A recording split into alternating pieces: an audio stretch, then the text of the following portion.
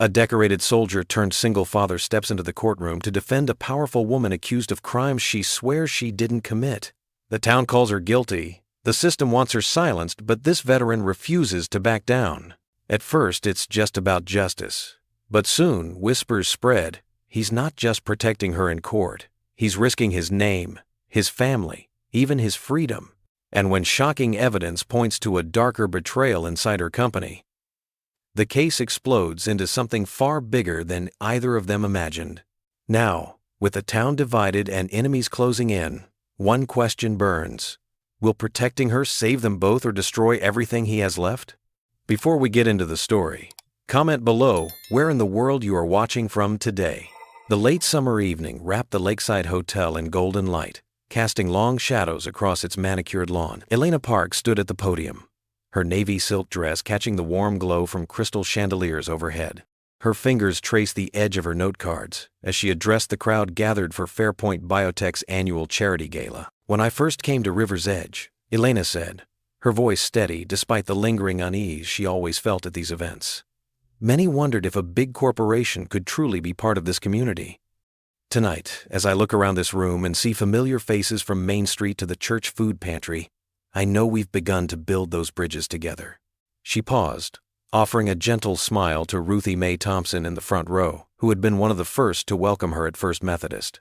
The elderly woman gave an encouraging nod, her weathered hands folded in her lap. "Through our scholarship program, we've helped 20 local students pursue their dreams in science and medicine. Our Veterans Employment Initiative has—" The double doors at the back of the ballroom swung open with a heavy thud. Elena's words faltered as 3 FBI agents in dark suits strode in, flanked by Sheriff Matthews and 2 deputies. The clicking of their dress shoes against the marble floor echoed through the suddenly silent room. Elena's heart began to race, but years of corporate leadership had taught her to maintain composure. She stood perfectly still, hands clasped loosely in front of her, as the agents made their way through the shocked crowd. "Elena Park?" the lead agent asked, though it wasn't really a question. His badge gleamed under the chandelier light. "Yes, I'm Elena Park." Her voice remained steady, even as whispers began rippling through the crowd. "I'm Special Agent Morrison with the FBI. We have a warrant for your arrest on charges of wire fraud and misappropriation of corporate funds." The whispers grew louder. Elena caught fragments of conversation that made her stomach clench. I knew there was something not right about her. These big city types think they can come in here and— Always kept to herself, didn't she? Sheriff Matthews stepped forward, handcuffs glinting. "Miss Park, please turn around and place your hands behind your back." Elena complied, her mind racing, but her movements deliberate and dignified. The cold metal clicked around her wrists, and she had to fight to keep her breathing even. As they began leading her away from the podium, she caught sight of Daniel Carter near the back of the room. She recognized him from church, though they'd never spoken directly. He stood out in his dark suit, his military bearing evident even in civilian clothes. There was a heaviness to his presence tonight. She'd heard he'd attended a fellow veteran's funeral earlier that day. Dan watched the scene unfold with increasing concern. The aggressive way the sheriff gripped Elena's arm, the barely concealed satisfaction in the DA's face as he appeared in the doorway. Something wasn't right. When Elena stumbled slightly on her heels and one of the deputies roughly steadied her, Dan's jaw tightened. "Your board has been notified," Agent Morrison announced loudly enough for everyone to hear. "They've already issued a statement distancing themselves from your actions." Elena's composed expression cracked for just a moment, a flicker of hurt crossing her features. The crowd's whispers grew more intense. "Guess you can't trust these outsiders coming to our town. What did we expect from someone like—" Dan noticed how the words seemed to hit Elena like physical blows, though she worked to maintain her dignity. He'd seen enough railroading in his JAG days to recognize it. As they led her toward the exit, he pulled out his phone and stepped into a quiet corner. "Jack, Dan Carter here. Remember that favor you owe me from Baghdad? I need emergency filing papers for an arraignment defense. Yeah, tonight. Send everything to my phone." He watched as Elena disappeared through the doors, her head still held high despite everything. "And Jack, make it fast." The ballroom erupted in chaos as soon as she was gone. Dan observed the clusters of people, noting who seemed gleeful at the arrest and who appeared troubled by it. Ruthie Mae caught his eye from across the room, her expression mirroring his own concern. "Not tonight," he muttered, thumb already moving across his phone screen to review the incoming documents. After burying a brother in arms this morning, he wasn't about to watch someone else get buried by prejudice and presumption tonight. The last rays of sunset painted the lake in shades of orange and purple beyond the hotel's windows. As Dan headed for the exit, his phone buzzed with another message from Jack, containing the preliminary case details. The night was far from over, and Dan Carter had work to do. The county courthouse buzzed with whispered conversations on that crisp September morning. Sunlight streamed through tall windows, casting stark shadows across the worn wooden benches, where curious townsfolk packed themselves shoulder to shoulder. They craned their necks to catch a glimpse of Elena Park, the CEO whose arrest had shocked their small community just hours before. Elena sat ramrod straight at the defendant's table, her elegant gala dress replaced by a conservative gray suit. Her hands were clasped tightly in her lap, knuckles white with tension. Though her face remained composed, the shadows under her eyes betrayed a sleepless night. District Attorney Monroe strutted before the gallery like a peacock, greeting familiar faces with confident nods. His designer suit and red power tie stood in sharp contrast to the simple attire of the local spectators. Behind him, a team of junior prosecutors arranged stacks of documents with mechanical precision. Judge Olivia Benton entered the courtroom, her black robe sweeping behind her as she took her place at the bench. "All rise," the bailiff called out, and the room rustled to attention. "Case number 2023, CR 1402, State v. Elena Park," Judge Benton announced, her voice carrying clear authority. "We're here for arraignment and bail determination." She peered over her reading glasses. "Where is defense counsel?" Richard Harrison, Elena's corporate attorney, rose slowly from his seat. His expensive suit couldn't hide the discomfort in his posture.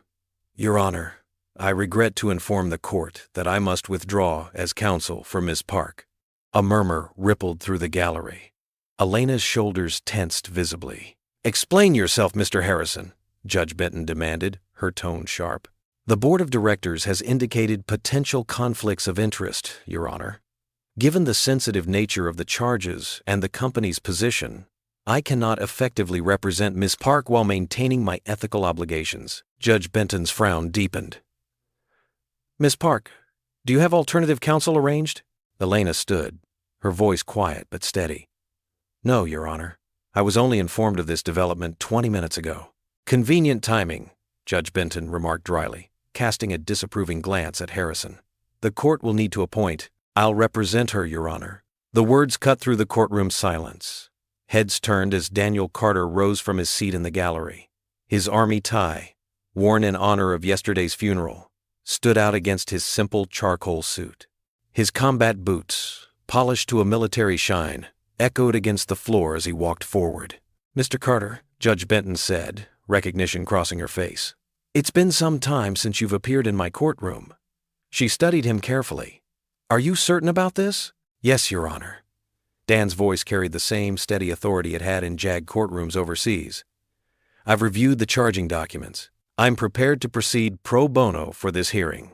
D.A. Monroe's smugness faltered. "Your Honor, Mr. Carter hasn't practiced criminal law in years.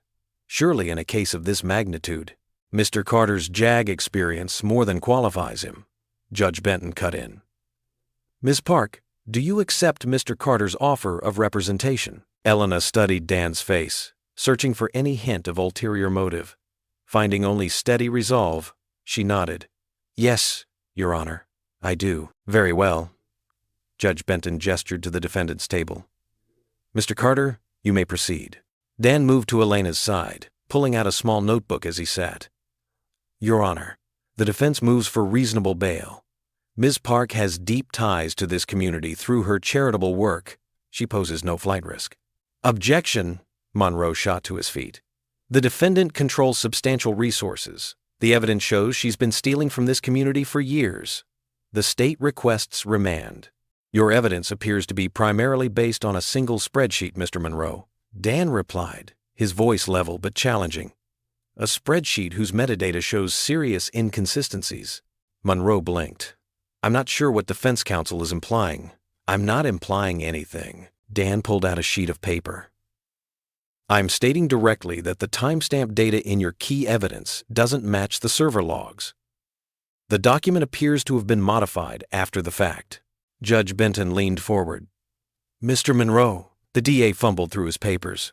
We can address technical details at trial, Your Honor.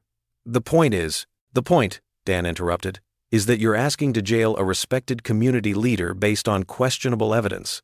Ms. Park has lived here for 5 years.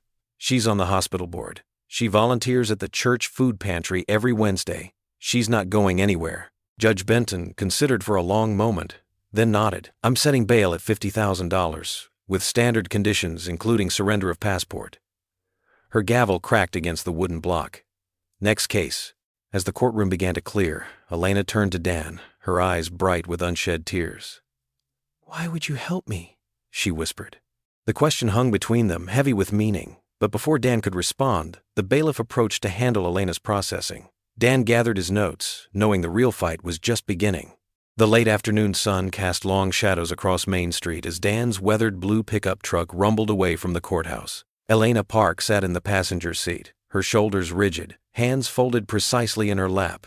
The leather seat crackled beneath her as she tried to find a comfortable position. Dan kept his eyes on the road, giving her space to process the morning's events. The truck's radio hummed softly, some old country station playing gentle guitar melodies. Through the windshield, they could see people stopping on the sidewalk, pointing and whispering as they drove past. Elena turned her face away from the window. I appreciate the ride, Mr. Carter. I know this isn't part of your legal obligations. Dan, he corrected gently. And it's no trouble. My old JAG instructor would have had my hide if I'd left a client stranded at the courthouse. The truck hit a pothole, making Elena grab the door handle. Dan winced. Sorry about that. She's not exactly a luxury vehicle. It has character, Elena said diplomatically, then added with the ghost of a smile. Like its owner. Dan chuckled, the sound warm and genuine. That's a kind way of saying we're both showing our age. They drove in silence for a few blocks, passing the town's modest shopping district. Elena watched as they passed Fairpoint's main office building, her home away from home for the past 5 years. The security guard who usually waved to her quickly looked away. Would you mind? Elena began, then hesitated. Could we stop by your office first? I should probably review the bail conditions again. Dan glanced at her knowingly. The papers can wait until tomorrow. Right now, you need rest and a decent meal. When's the last time you ate? Elena opened her mouth to protest, then closed it again. She couldn't actually remember. That's what I thought, Dan said. Look, my son Micah's probably got dinner started already. Why don't you join us? We can go over the paperwork after you've had some food. I couldn't impose. It's not an imposition. Micah always cooks too much anyway. Says it's because he's developing his portions sense for culinary school someday. The truck turned onto a quiet residential street lined with maple trees. Their leaves were just starting to show hints of autumn gold. Dan pulled into the driveway of a modest 2-story house with dark green shutters and well-tended flower beds. As they approached the front door, the sound of violin music drifted through an open window. A Bach partita, played with remarkable sensitivity for someone so young. Elena's steps slowed as she listened. That's beautiful, she murmured. Dan's face softened with pride. That's Micah. Music's his life. He practices every chance he gets. They entered the house, and the music grew clearer. Micah stood in the living room, eyes closed in concentration as his bow danced across the strings. He was tall for 15, with his father's strong features softened by youth. When the piece ended, he looked up and smiled. Hi, Dad. I made chicken stir-fry. It's almost. He trailed off, noticing Elena. Oh, hello. Micah, this is Miss Park. She'll be joining us for dinner, Dan explained. Please, call me Elena, she said warmly. Her eyes were drawn to the violin case propped against the wall. A familiar tag caught her attention, blue and white, with a distinctive mountain logo. Is that from the Valley Ridge Summer Music Program? She asked. Micah nodded enthusiastically. Yeah, I went last summer. It was amazing. We had master classes with real symphony players and everything. He paused, suddenly shy. Did you hear about it through the foundation? Elena's breath caught. She glanced at Dan, who was watching the exchange with curiosity. Actually, she said carefully, I'm familiar with the program. The Park Foundation helps fund their scholarship program. Dan's eyebrows rose. The anonymous donor who covered Micah's tuition, that was your foundation? Elena nodded, her cheeks flushing slightly. We try to keep it quiet. It's not about recognition. When I read about Sarah, about Mrs. Carter's service as a military nurse, and her love of music, she trailed off, uncertain how to continue. The room grew very still. Micah looked between his father and Elena, his young face serious. Dan cleared his throat. That camp meant everything to him. I couldn't, after Sarah's medical bills, I couldn't have. He stopped, emotion making his voice rough. I didn't want thanks, Elena said softly. Only for talent to keep going. The kitchen timer chose that moment to buzz loudly, making them all jump. Micah hurried to check on dinner, leaving Dan and Elena standing in the living room with the weight of this revelation between them. Later, after a meal filled with careful conversation and moments of surprising warmth, Dan drove Elena home. The streets were quiet now. The gossips gone home to their dinners. Elena sat more comfortably in the truck's worn seat, her professional armor softened by good food and unexpected connections. As they pulled up to her townhouse, Elena remained seated for a moment, her hand resting on the door handle. Then, so quietly Dan almost missed it, she bowed her head and whispered, Lord, maybe you sent me help. The fellowship hall buzzed with Sunday afternoon activity. Sunlight streamed through tall windows, casting warm squares on the worn wooden floor. Round tables dotted with red checkered tablecloths filled the space, laden with half-empty casserole dishes and picked-over plates of fried chicken. Ruthie Mae Johnson moved between the tables, with the grace of someone who'd done this 1,000 times before. Her silver hair caught the light as she carried a still warm peach cobbler, the sweet aroma drawing people's attention. But it wasn't just the dessert they were watching. Their eyes kept drifting to Elena Park, who sat quietly at a corner table. Elena wore a simple navy dress, modest and appropriate for church. She'd chosen to sit alone, though she offered polite smiles to anyone who passed. Most people hurried by, heads bent in whispered conversations. Did you hear about the arrest? At her own charity event. Who does she think she's fooling, coming to church? Ruthie Mae's voice cut through the murmurs like a knife through butter.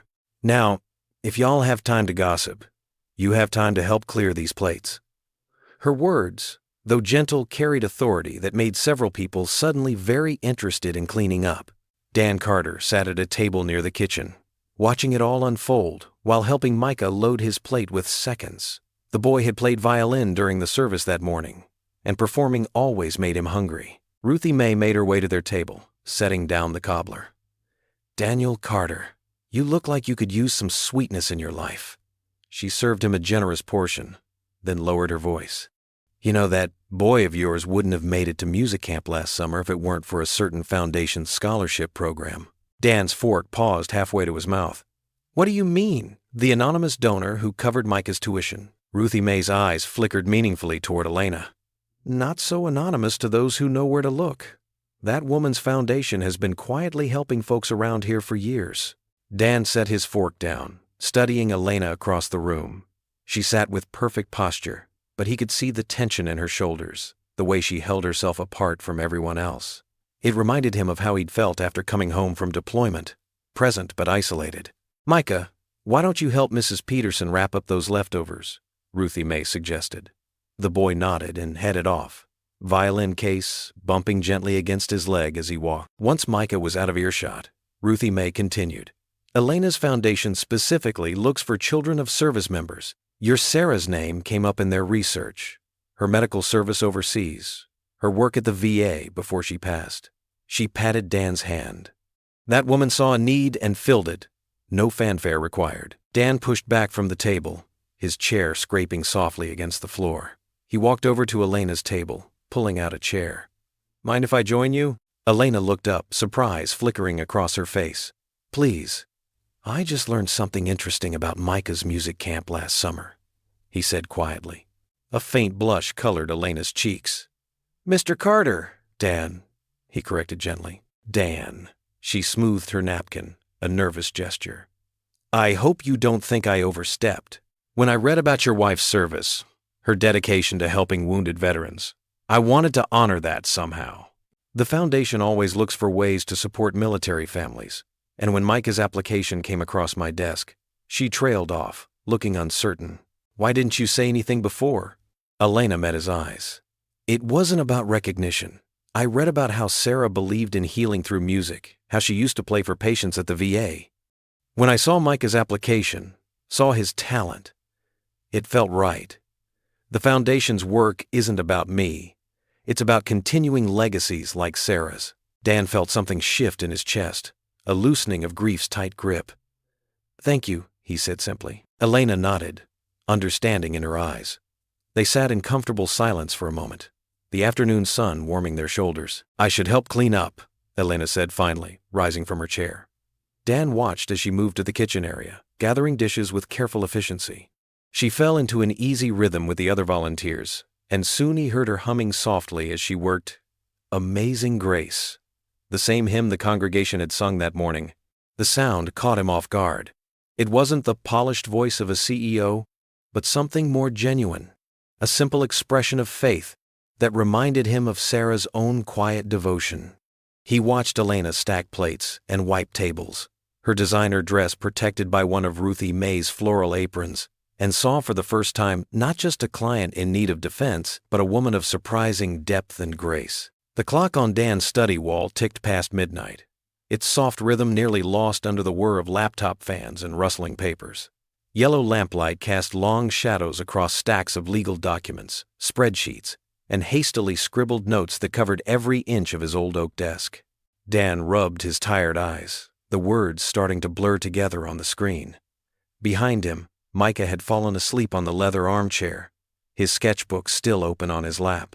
The boy's peaceful breathing made Dan smile despite his exhaustion. A quiet ding from his laptop caught his attention. A new email from Marcus Chen, his old army buddy who now worked in cybersecurity. Dan straightened up, his fatigue forgotten as he clicked open the message. Found something, Carter. You need to see this ASAP. Attached was a detailed report, complete with server logs and data trails. Dan's jaw tightened as he scrolled through the technical analysis. Marcus had traced the suspicious emails, the ones that supposedly proved Elena's guilt, back to their source. Shell company, Dan muttered, jotting notes on his legal pad. Registered to... Wait a minute. He pulled up another window, cross-referencing the address with Fairpoint's corporate records. The shell company traced back to a lakeside property owned by Graham Lyle, Fairpoint's CFO. Dan's pulse quickened as he dug deeper into Marcus's findings. The timestamp patterns were unmistakable. Every damaging email, every altered spreadsheet, had originated from that same source. Not from Elena's office computer, not from her home network, but from a hidden server registered to a company that, on paper, didn't exist. Dan clicked through more attachments. Marcus had included photographs of the lake house, tax records, and a complex web of financial transactions. Each piece added to a disturbing picture. Someone had carefully constructed this fraud, laying the groundwork months in advance. Micah stirred in his sleep, mumbling something about his violin practice. Dan glanced at his son, reminded of Elena's secret kindness in funding the music camp. The contrast between her actions and what he was uncovering made his stomach turn. He opened another document, this one showing email metadata. The technical details confirmed what he'd suspected. The evidence against Elena had been fabricated. Whoever did this had access to Fairpoint's internal systems and enough financial expertise to cover their tracks. Graham Lyle, Dan whispered, writing the name in his notes. The CFO's friendly, good old boy demeanor had always struck him as too polished, too practiced. Now, he understood why. Dan pulled up news articles about Fairpoint's recent board meetings. Buried in the corporate jargon were hints of tension between Elena and Graham over the company's direction. Elena had pushed for more community investment, while Graham advocated for aggressive cost-cutting. The pieces were falling into place. A power struggle disguised as a fraud investigation. A carefully orchestrated plan to remove Elena and seize control of the company. Dan's military training kicked in, recognizing the tactical precision of the attack. His phone buzzed.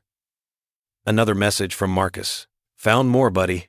Financial transfers through offshore accounts. Same pattern as that corruption case we worked in Stuttgart. Someone's trying to tank the stock price. Dan's fingers flew across the keyboard, pulling up Fairpoint stock charts. Sure enough, the share price had plummeted since Elena's arrest. If someone wanted to buy the company cheap, this would be the perfect setup. The lamp flickered briefly, casting strange shadows on the wall. Dan looked at the photos on his desk, one of him in his JAG uniform, another of Micah at his first violin recital.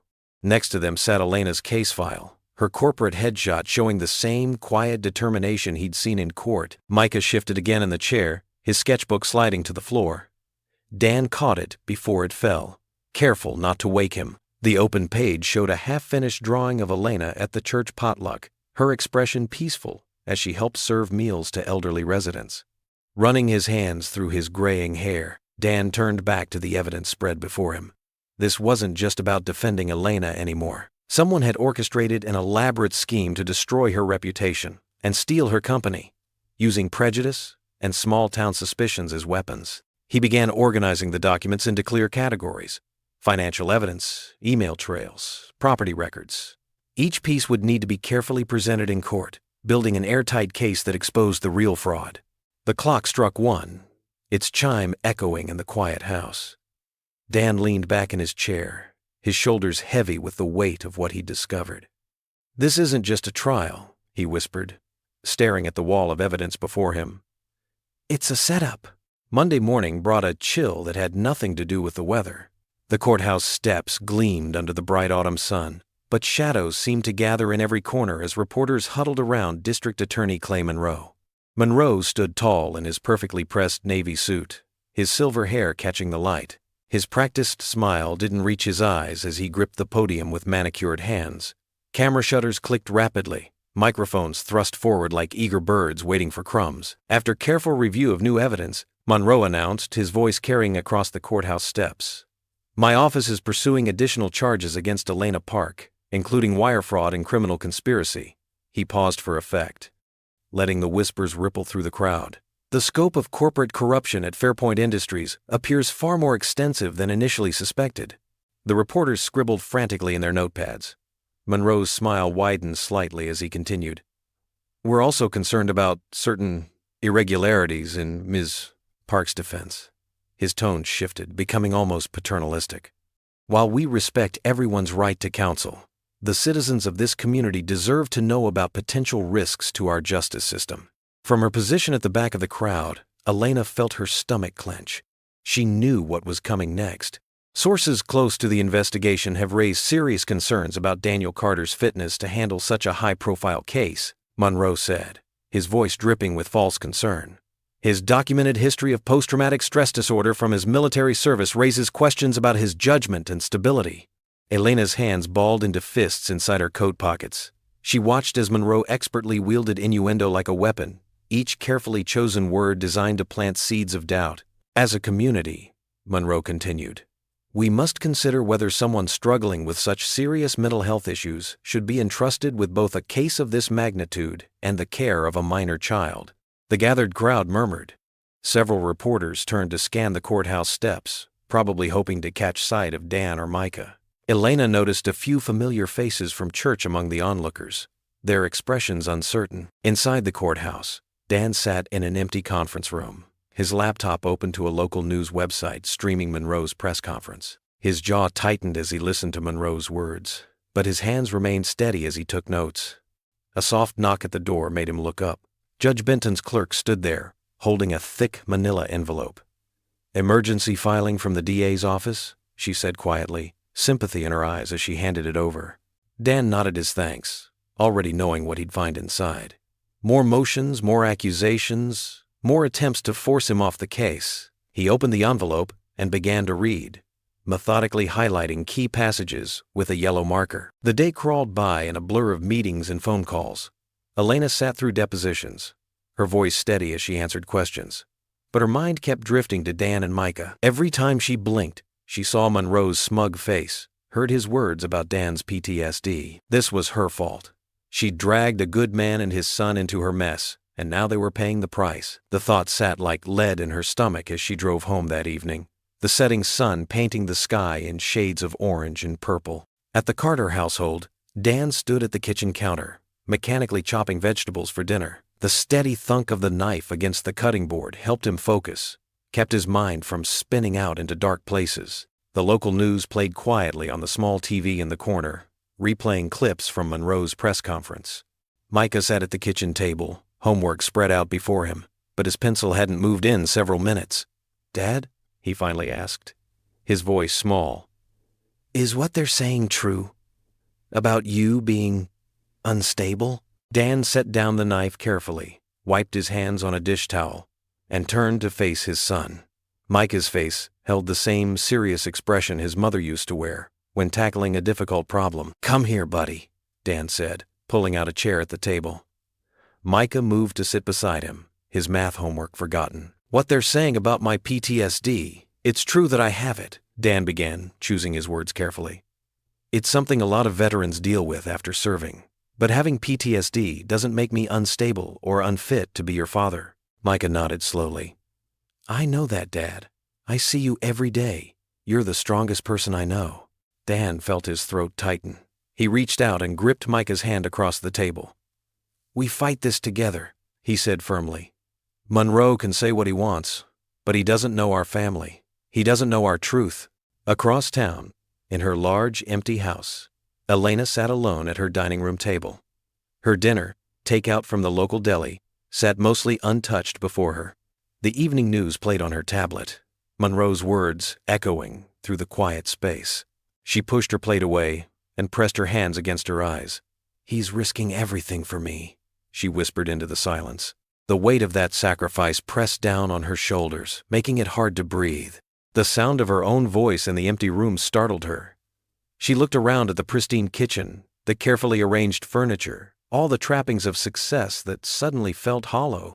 Everything she'd worked for was under attack, but what hurt most was watching someone else pay the price for standing beside her. The First Baptist Church glowed like a warm beacon in the deepening twilight. Inside, the wooden pews held only scattered members of the evening choir, their voices lifted in gentle harmony. Helena Park sat in the back row, her hands clasped tightly in her lap, trying to focus on the music instead of the day's crushing developments. The hymn's familiar words washed over her. "Great is thy faithfulness, morning by morning, new mercies I see." But Elena couldn't sing. Her throat felt too tight, her chest too heavy with the weight of what had happened at the courthouse. Ruthie Mae Johnson noticed. Of course she did. She noticed everything. As the other choir members gathered their music sheets and began to drift away, Ruthie made her way to Elena's pew, her sensible shoes clicking softly against the worn floorboards. "Scoot over, child," Ruthie said, settling her substantial frame beside Elena. "You look like you're carrying the whole world on those shoulders." Elena tried to smile, but her lips trembled. "I heard what they're saying about Dan, about his PTSD. They're questioning his ability to be a father, all because he chose to help me." She pressed her fingers to her eyes. "I never meant for any of this." "Now, you listen here," Ruthie said firmly, pulling a tissue from her ever-present purse. "Dan Carter is a grown man who makes his own choices, and he chose to stand up for what's right. But why?" Elena's voice cracked. "He doesn't even know me. He has everything to lose: his reputation, his practice. They're trying to take his son away." She twisted the tissue in her hands. "The whole town thinks I'm guilty. Maybe it would be better if I just—" "Don't you dare finish that sentence," Ruthie interrupted. "Running away never solved anything. The Lord put Dan in that courtroom for a reason." Elena fell silent, remembering how Dan had looked that morning, straight-backed and dignified despite Monroe's cruel insinuations, his jaw set with quiet determination. "He stood between me and the storm," she whispered, tears finally spilling over. "No one's ever done that for me before." Ruthie's expression softened. "Oh, honey." She wrapped an arm around Elena's shoulders. "That's what good men do. They protect, they serve, they stand up for truth."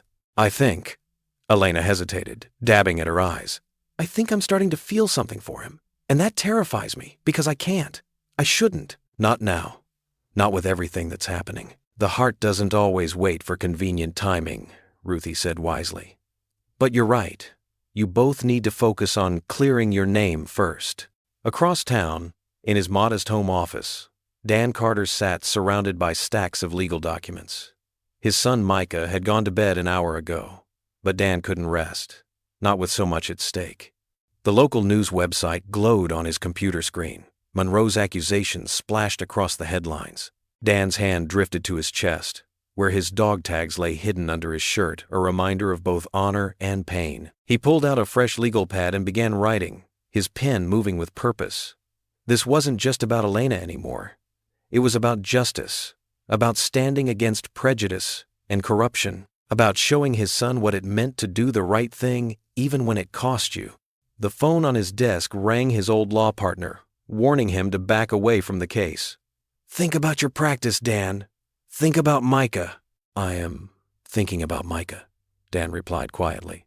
"I'm thinking about the kind of example I want to set for my son." He paused, his voice growing firmer. "I'm staying on as her counsel, and I'm going to prove she's innocent." After hanging up, Dan leaned back in his chair, studying the photo of his late wife on the desk. "What would you say about all this, Sarah?" he murmured. But he already knew. She'd always believed in fighting for the underdog, in standing up against bullies and bias. The church bells chimed 9 o'clock as Elena finally gathered her purse, her heart heavy but somehow lighter after talking with Ruthie Mae. She stepped out into the cool evening air, the stars just beginning to appear overhead. A few blocks away, Dan closed another case file, his eyes tired but his resolve stronger than ever. He stood, stretching his stiff muscles, and moved to the window.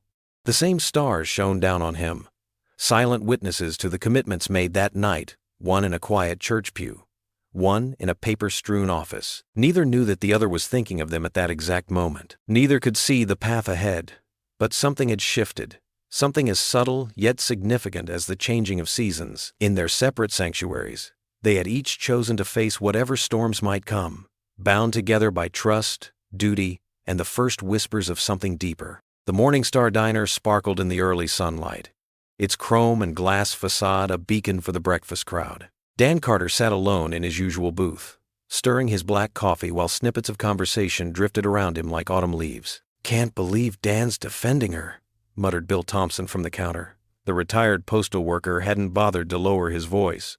"Known him 20 years. Never thought he'd side with corporate types against his own people." Dan took another sip of coffee, letting the bitter warmth steady him. His scrambled eggs grew cold as he pretended to read yesterday's newspaper. The vinyl booth squeaked as someone slid in across from him. "Morning, Dan." It was Sheriff Mike Reeves, his old friend from high school. Mike's face wore the careful expression of someone about to deliver unwelcome news. "Listen, about the poker night at Tommy's." "Let me guess," Dan said, folding the paper. "I'm not welcome anymore?" Mike shifted uncomfortably. "You know how it is. Folks are upset. That Park Woman's company laid off half the mill workers last year. Now you're defending her?" "The layoffs were before Elena took over," Dan said quietly. "And she's innocent until proven guilty.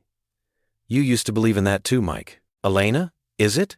Mike's eyebrows rose. "Getting pretty friendly with your client." The diner's bell chimed as more regulars filed in. Sarah, the waitress who'd served Dan breakfast for 15 years, walked past without refilling his coffee. The morning sunshine suddenly felt too bright, too exposing. "You don't know her," Dan said, reaching for his wallet. "None of you do." He left a $10 bill on the table and stood up. As he walked to the door, conversations hushed, then resumed in whispers. These were people who'd attended his wife's funeral, who'd brought casseroles and watched Micah when Dan was overseas. Now they looked at him like a stranger. Across town at the community food pantry, Elena Park sorted canned goods with practiced efficiency. Her designer clothes were replaced by jeans and a simple sweater, her hair pulled back in a practical ponytail. She'd been volunteering here 3 mornings a week since making bail, finding peace in the simple work of helping others. "Miss Elena." 6-year-old Lucy Martinez ran up holding a slightly squashed drawing. "I made this for you." Elena knelt down to examine the crayon masterpiece. "Is this us in the garden?" she asked, smiling at the stick figures surrounded by green scribbles. Lucy nodded enthusiastically. "That's you teaching me about the tomatoes. And look, I drew your pretty necklace too." Elena touched the small cross at her throat, a gift from her grandmother years ago. "It's beautiful, Lucy. Thank you." She carefully tucked the drawing into her bag, next to the legal papers for tomorrow's hearing. "Miss Elena, will you read us a story?" Tommy Chen called from where several children sat on the worn carpet of the pantry's small reading corner. "Please," echoed his sister Amy. "The one about the brave knight." Mrs. Rodriguez, who ran the pantry, smiled warmly. "Go ahead, Elena. The sorting can wait." Soon, Elena found herself surrounded by eager faces as she read from a well-loved picture book. The children leaned in, completely unconcerned about stock prices or fraud allegations. To them, she was simply Miss Elena, who taught them about vegetables and did all the funny voices in stories. And the knight learned that true courage means doing what's right, even when you're afraid, she read, her voice steady despite the word's unexpected resonance. The afternoon passed quickly. As Elena helped close up the pantry, Mrs. Rodriguez touched her arm. "You're always welcome here, Mihija. Don't let those people with their ugly talk make you feel otherwise." Elena's eyes stung. "Thank you," she whispered. "That means more than you know." The sun was setting as she walked to her car, painting the street in shades of amber and rose. A familiar pickup truck drove past, slowing slightly. Through the windshield, she met Dan's steady gaze. His headlights caught her face for a moment, and in that brief illumination, they each saw their own determination reflected in the other's eyes. No words were needed. They were both fighting this battle, he with his legal expertise, she with quiet dignity and service. Different paths toward the same truth. The truck continued on, and Elena unlocked her car door. But she felt stronger somehow, less alone. Sometimes the smallest connections could become anchors in a storm. She thought of Lucy's drawing, of Mrs. Rodriguez's kindness, of Dan's unwavering support despite the cost to his reputation. Perhaps there was still good to be found, even in the darkest times. The pantry's lights winked out behind her as she drove home through the gathering dusk. Tomorrow would bring new challenges. But for now, she held on to these small moments of grace like precious stones in her pocket, smooth and solid and real. The scent of butter and maple syrup filled the Carter kitchen on Saturday morning. Sunlight streamed through the window above the sink, catching dust motes and golden beams. Dan stood at the stove, expertly flipping a pancake while keeping one eye on his son. Micah sat at the kitchen table, hunched over his sketchbook. His pencil moved in swift, sure strokes across the paper. But something about his posture seemed off. The usual ease in his shoulders was missing, replaced by a tightness Dan recognized from his own harder days. "These pancakes are almost as good as Mom's recipe," Dan said, sliding a fresh stack onto a plate. "Want the first batch?" Micah didn't look up. Not hungry, Dan set the plate down anyway, studying his son's face. Dark smudges under his eyes matched the graphite stains on his fingers. "That's a first. You're usually starving by now." When Micah didn't respond, Dan pulled out the chair across from him and sat down. The kitchen clock ticked steadily in the silence. Finally, Micah's pencil stilled. "They're calling her names at school," he said quietly. "And me too for standing up for her." Dan's hands tightened on the edge of the table. "Who is?" "Jason Miller and his friends." Micah's voice wavered slightly.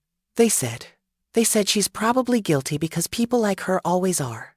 "And when I told them they were wrong, they called me other things." Dan's jaw clenched, but he kept his voice steady. "What kind of things, son?" Micah shook his head, his pencil moving again in sharp, angry strokes. "Race stuff! About me and Miss Park both! Said we should go back where we came from." He looked up finally, eyes bright with unshed tears. "But Dad, this is home. Where else would we go?" Dan's heart cracked at the confusion in his son's voice. He reached across the table and gently took the pencil from Micah's grip. "Listen to me. Those kids, they're scared and ignorant, and they're just repeating what they hear at home. That doesn't make it right, but it means their words have nothing to do with who you really are." "But everyone's talking about us now," Micah said. "Even Mrs. Henderson looked at me different in math class." Dan nodded slowly. "Being different takes courage, son. Standing up for what's right when everyone else wants you to back down, that's real strength. Not the loud kind that bullies use, but the quiet kind that lasts." Micah picked at the corner of his sketchbook. "Like Miss Park? She's still nice to everyone, even when they're mean to her." "Exactly like that," Dan said. He pushed the plate of pancakes closer. "And you know what else takes strength? Eating breakfast when you don't feel like it." That earned him a small smile. Micah picked up his fork just as a soft knock sounded at the back door. Elena stood there in simple weekend clothes, holding a canvas grocery bag.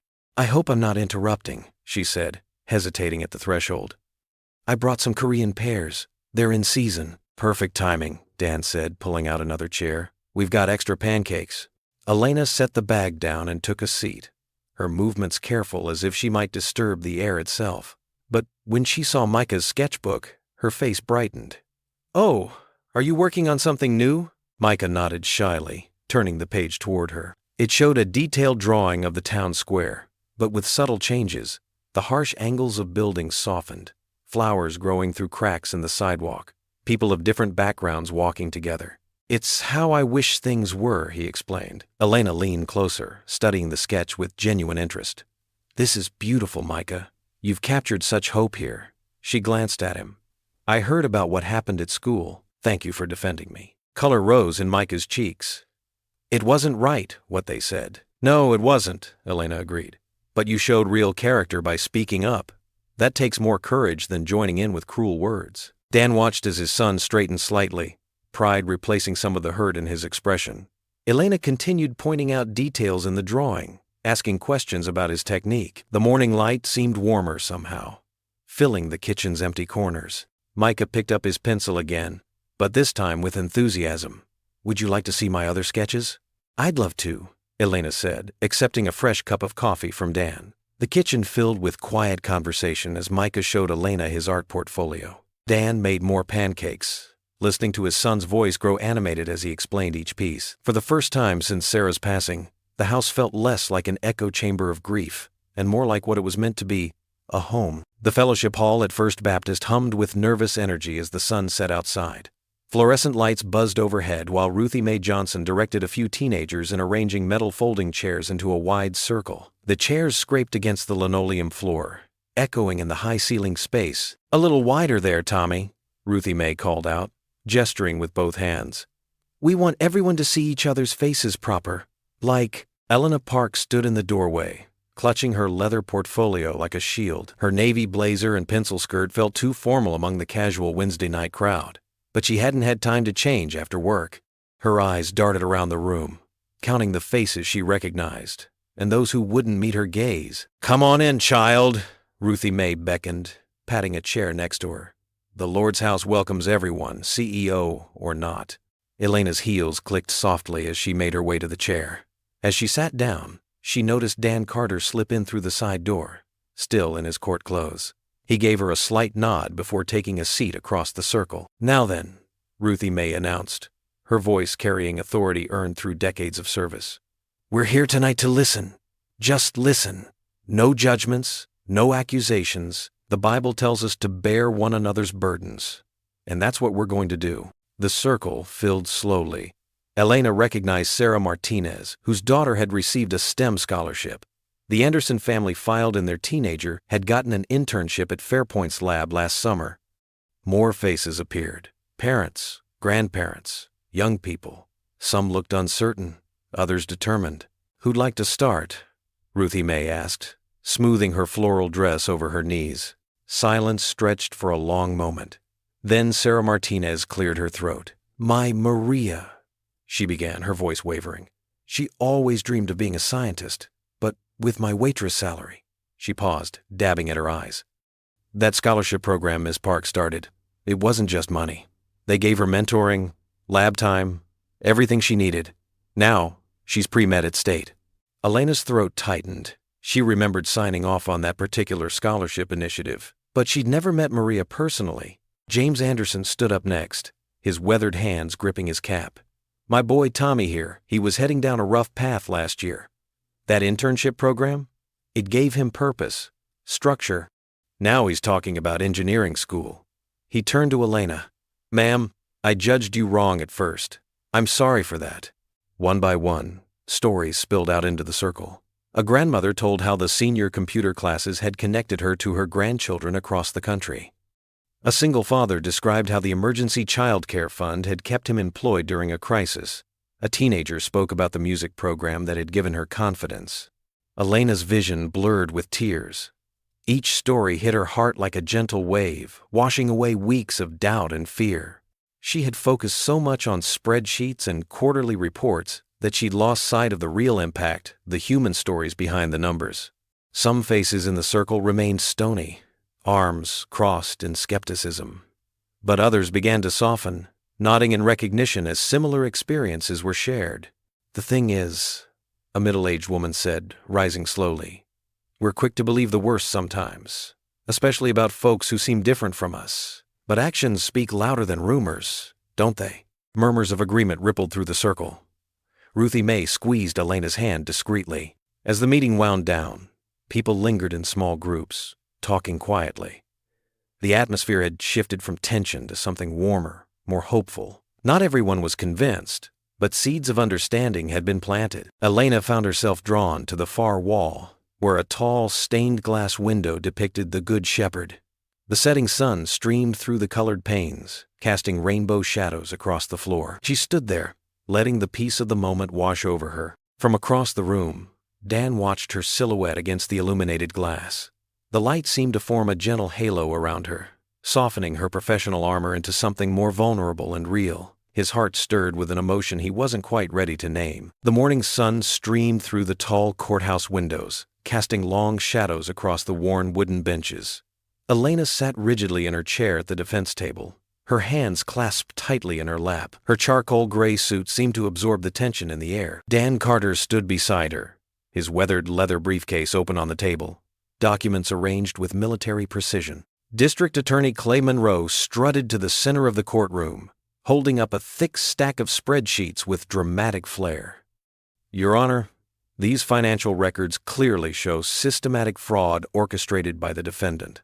His voice carried an edge of theatrical certainty.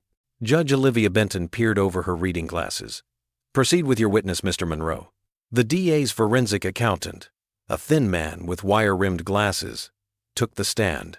He testified about transaction patterns and suspicious transfers, his monotone voice nearly lulling the gallery to sleep. Elena watched the jury, her heart sinking as several members nodded along with the testimony. When it was Dan's turn for cross-examination, he rose slowly, deliberately. He adjusted his tie, the same army tie he'd worn to the arraignment, and approached the witness stand with measured steps. "Sir, let's talk about the timestamps on these documents," Dan began, his voice calm but carrying to every corner of the courtroom. "Can you tell us exactly when these spreadsheets were created?" The accountant rattled off dates and times with mechanical precision. Dan picked up a different set of papers from his table. "I'd like to enter Defense Exhibit C into evidence. These are the server logs from Fairpoint's internal system." He handed copies to the judge and prosecution. "Notice anything unusual about the timestamps?" The accountant's confidence wavered as he compared the documents. A bead of sweat appeared on his forehead. "Allow me to help," Dan continued, his military training evident in his steady demeanor. "The spreadsheets you're claiming Ms. Park created show modification times that occur before the files were even created, according to the server logs. Would you care to explain how that's possible?" The courtroom stirred. Judge Benton leaned forward, her eyes sharp. Well, the accountant stammered.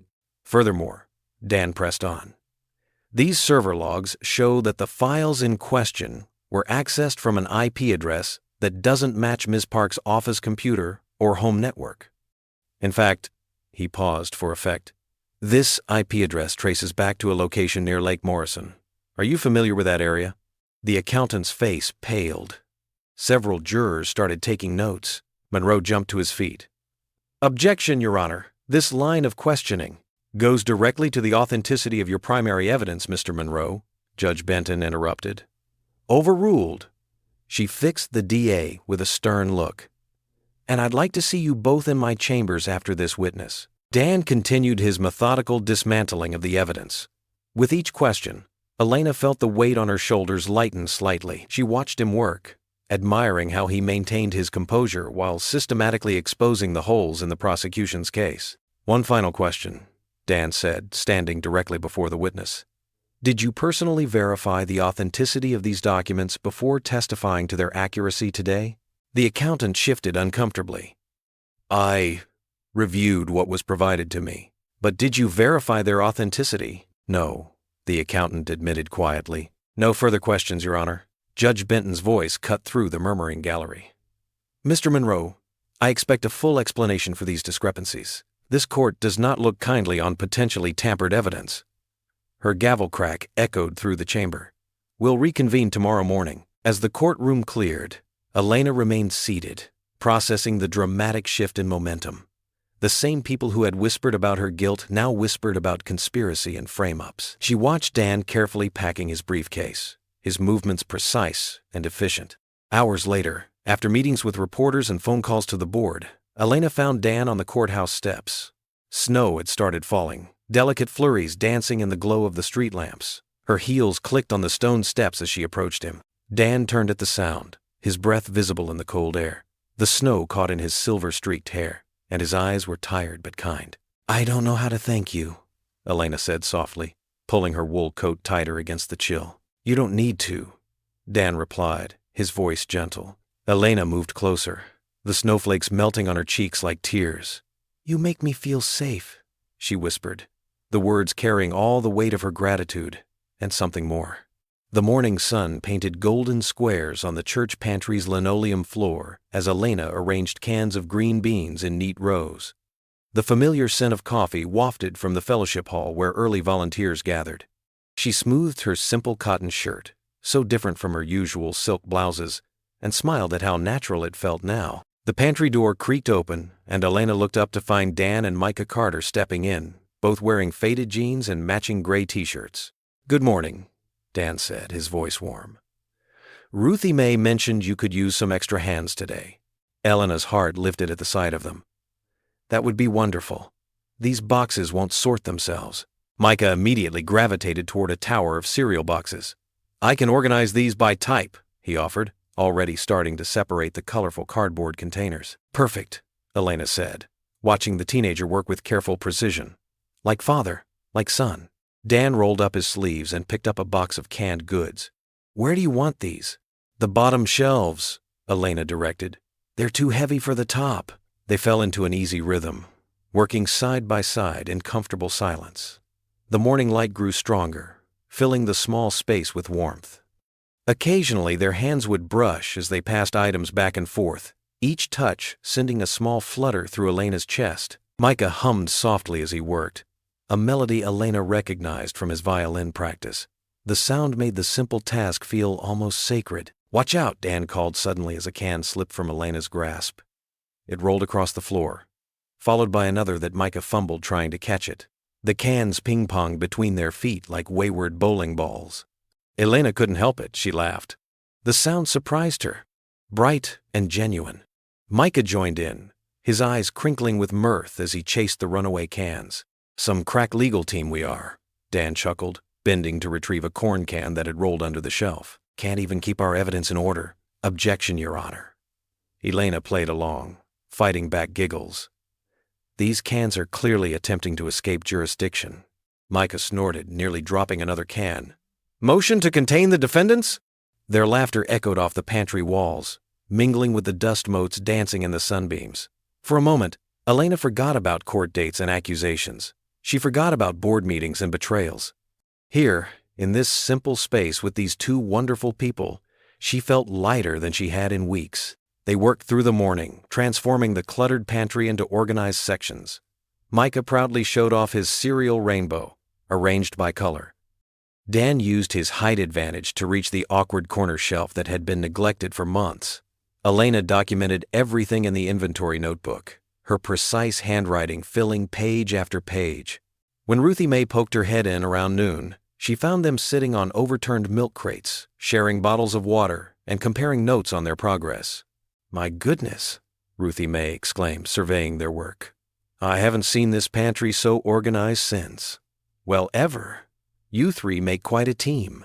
Elena caught Dan's eye and saw her own contentment reflected there. Yes, they did make quite a team. After finishing up and saying goodbye to the Carters, Elena drove home to her apartment.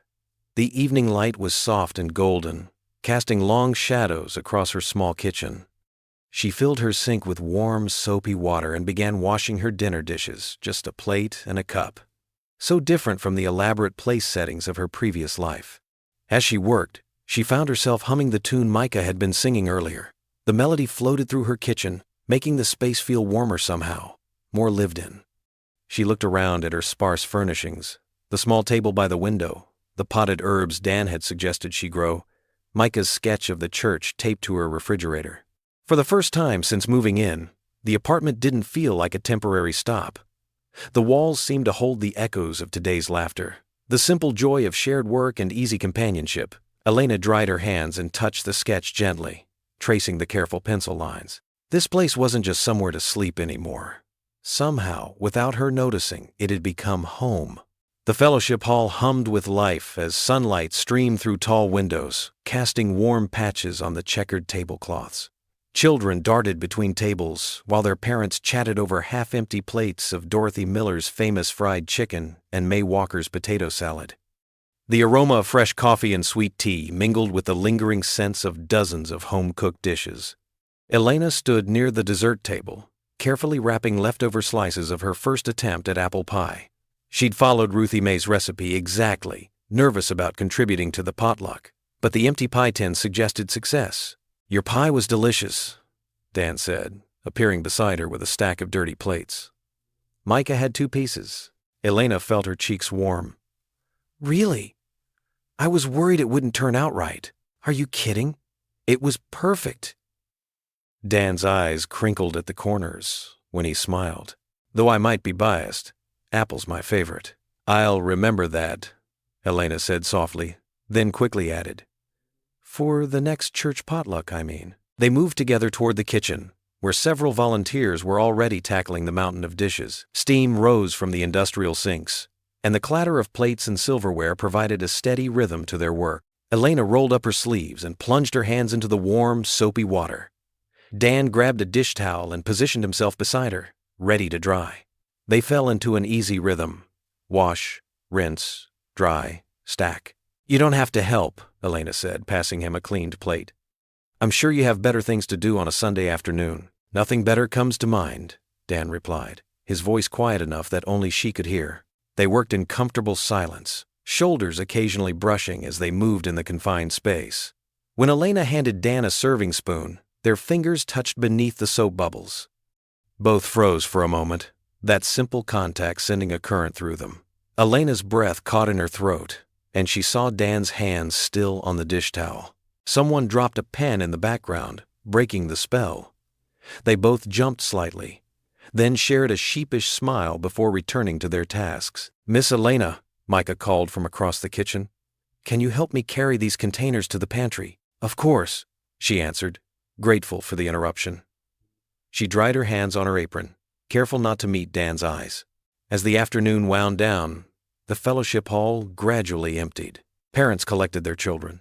Elderly couples shuffled toward their cars, and volunteers finished the last of the cleanup. The building settled into a peaceful quiet, broken only by distant voices and the occasional slam of a car door. Elena found herself drawn to the sanctuary.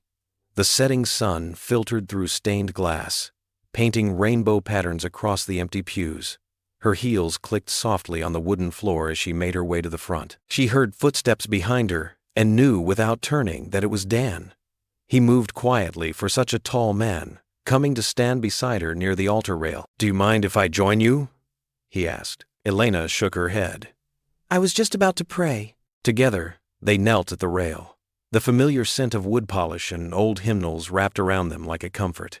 Elena closed her eyes, clasping her hands tightly. "Lord," Dan began in a whisper, "give us strength for what lies ahead." Elena's throat tightened at the simple plea.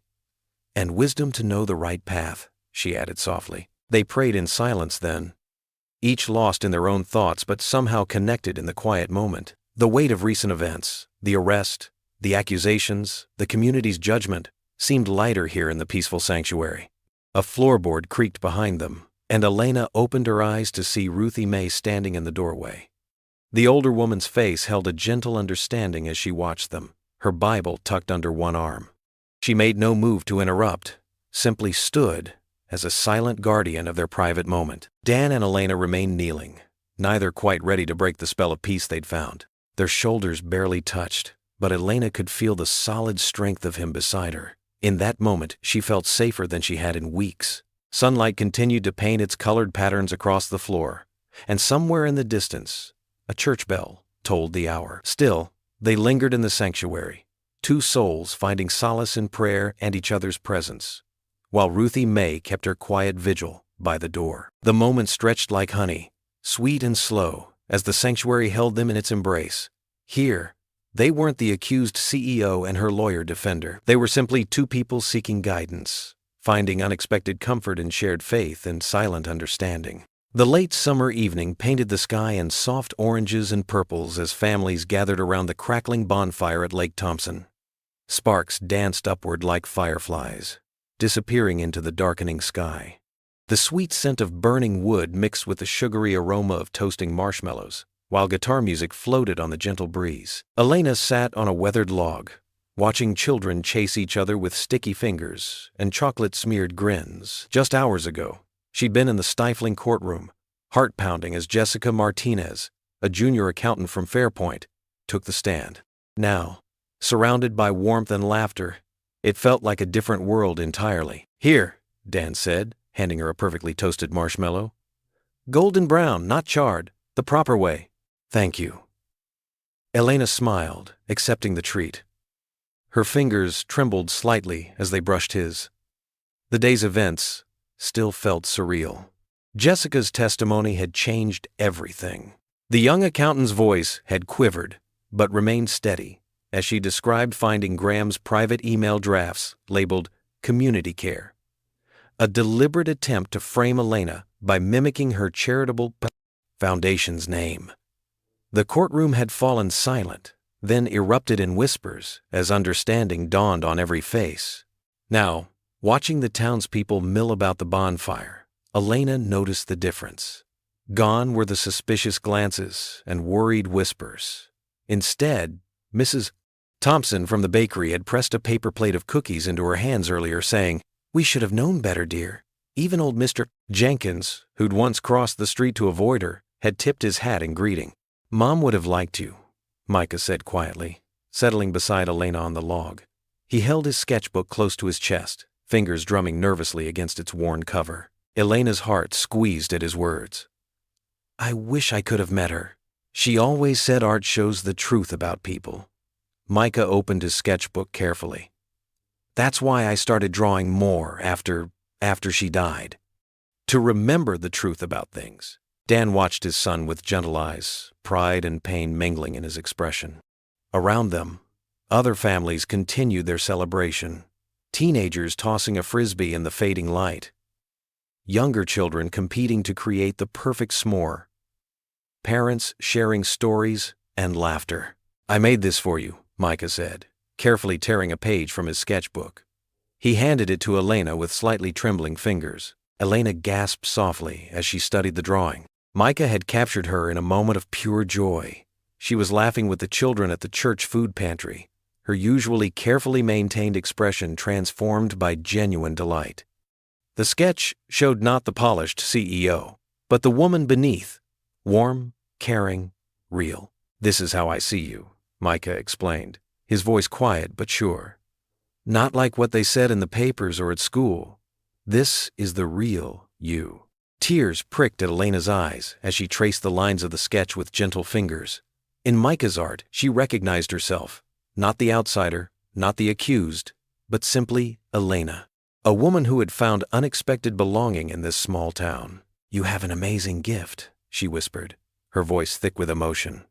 "Thank you, Micah." Dan squeezed his son's shoulder, his own eyes suspiciously bright in the firelight. Around them, the celebration continued. Someone had started singing an old folk song, voices joining in harmony across the gathering.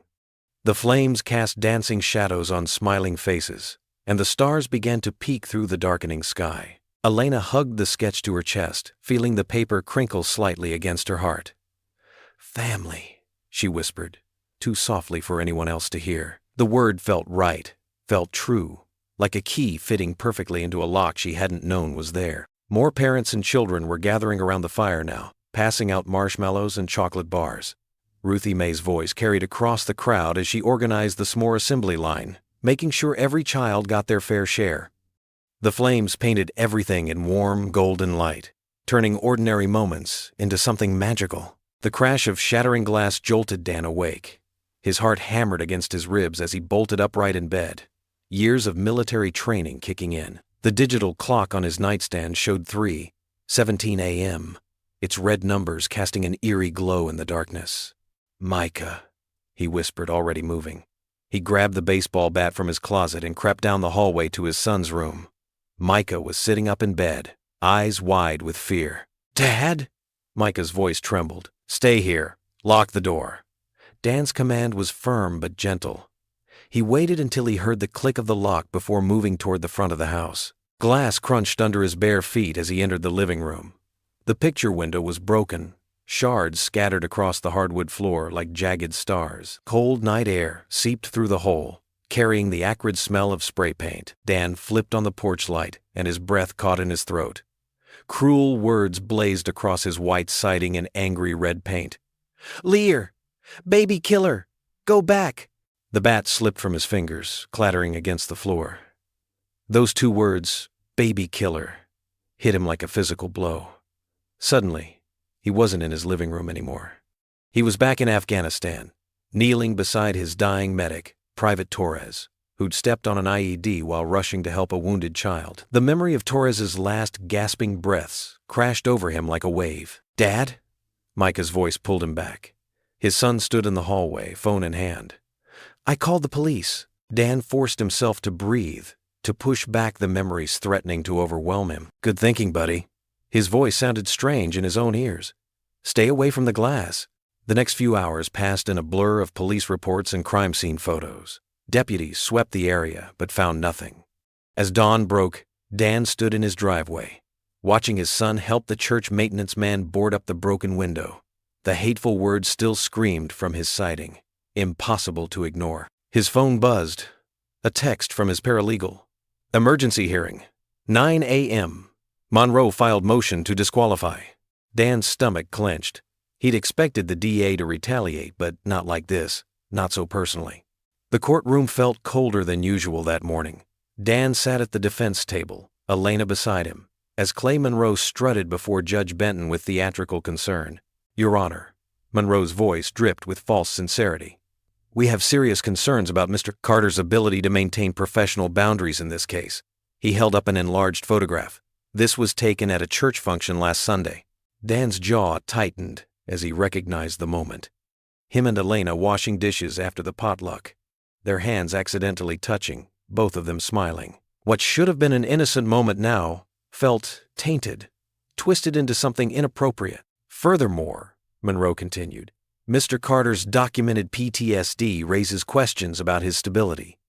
Just this morning, his home was vandalized. Clearly, the stress of this case is attracting negative elements. Can we really trust him to provide adequate counsel while managing these personal challenges?" Elena's hand twitched toward Dan's arm but stopped short. They both knew any contact now would only prove Monroe's point. Judge Benton's face was grave as she reviewed the motion. "Mr. Carter, do you wish to respond?" Dan stood, his legs feeling heavy.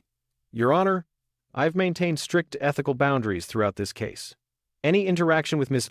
Park outside of legal proceedings has been in public settings, usually church functions, with multiple witnesses present.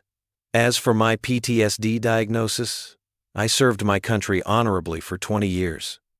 That service and its effects have never compromised my ability to practice law." But Judge Benton's expression remained troubled.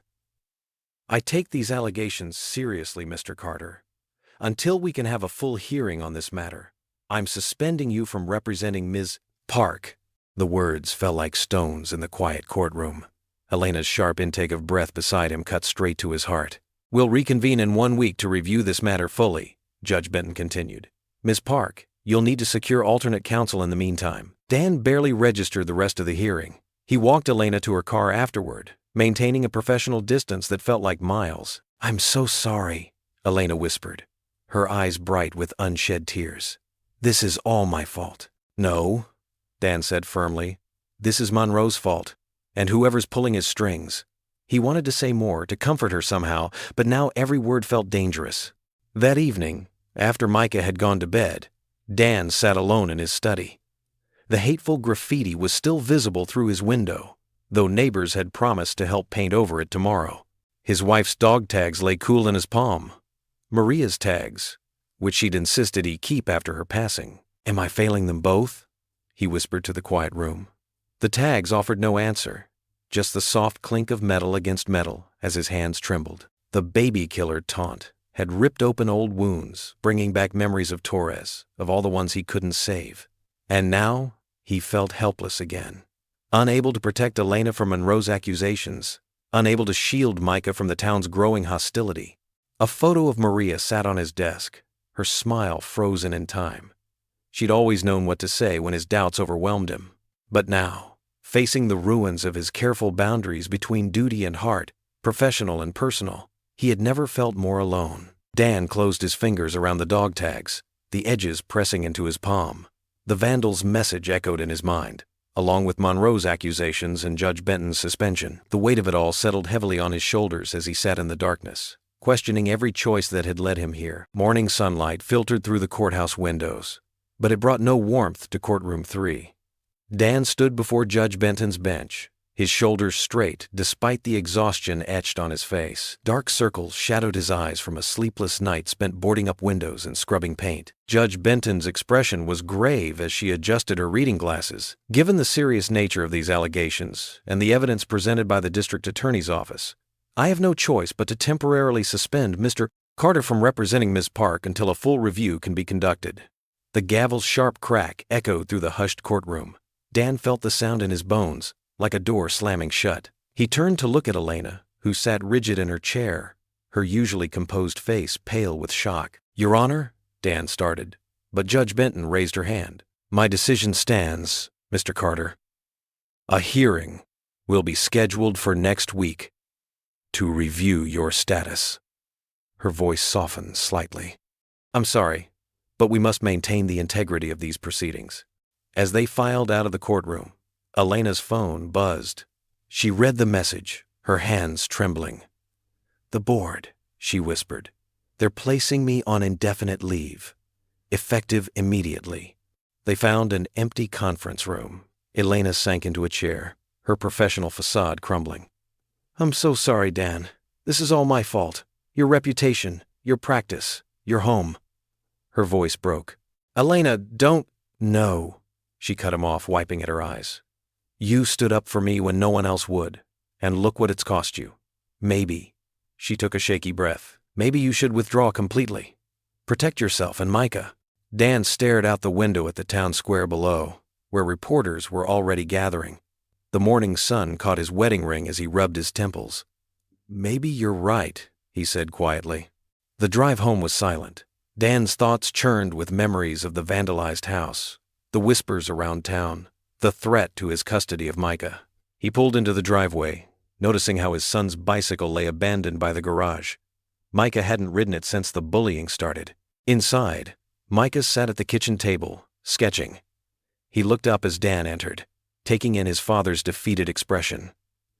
They suspended you, didn't they? Dan nodded, dropping his briefcase by the door. I'm thinking maybe it's time to step back, son. Let someone else handle Elena's case. He sank into a chair. I can't risk losing you. Micah set down his pencil, his young face serious. Remember what you told me when I wanted to quit violin after Mom died? You said she'd want me to keep playing, even when it hurt. This is different, Micah. Is it? Micah's voice was quiet, but firm. You taught me that courage isn't the absence of fear, Dad. It's keeping your promise. He pushed his sketch across the table. It showed Elena at the food pantry, surrounded by children, her face lit with genuine joy. You promised to help her, and Mom taught us both to keep our promises. Dan picked up the drawing, his vision blurring. His son's wisdom, beyond his 15 years, struck deep in his heart. The simple truth of Micah's words cut through the fog of fear and doubt. That evening, after Micah went to bed, Dan knelt beside his own bed, just as he had done every night since losing his wife. But tonight, the tears came freely as he prayed.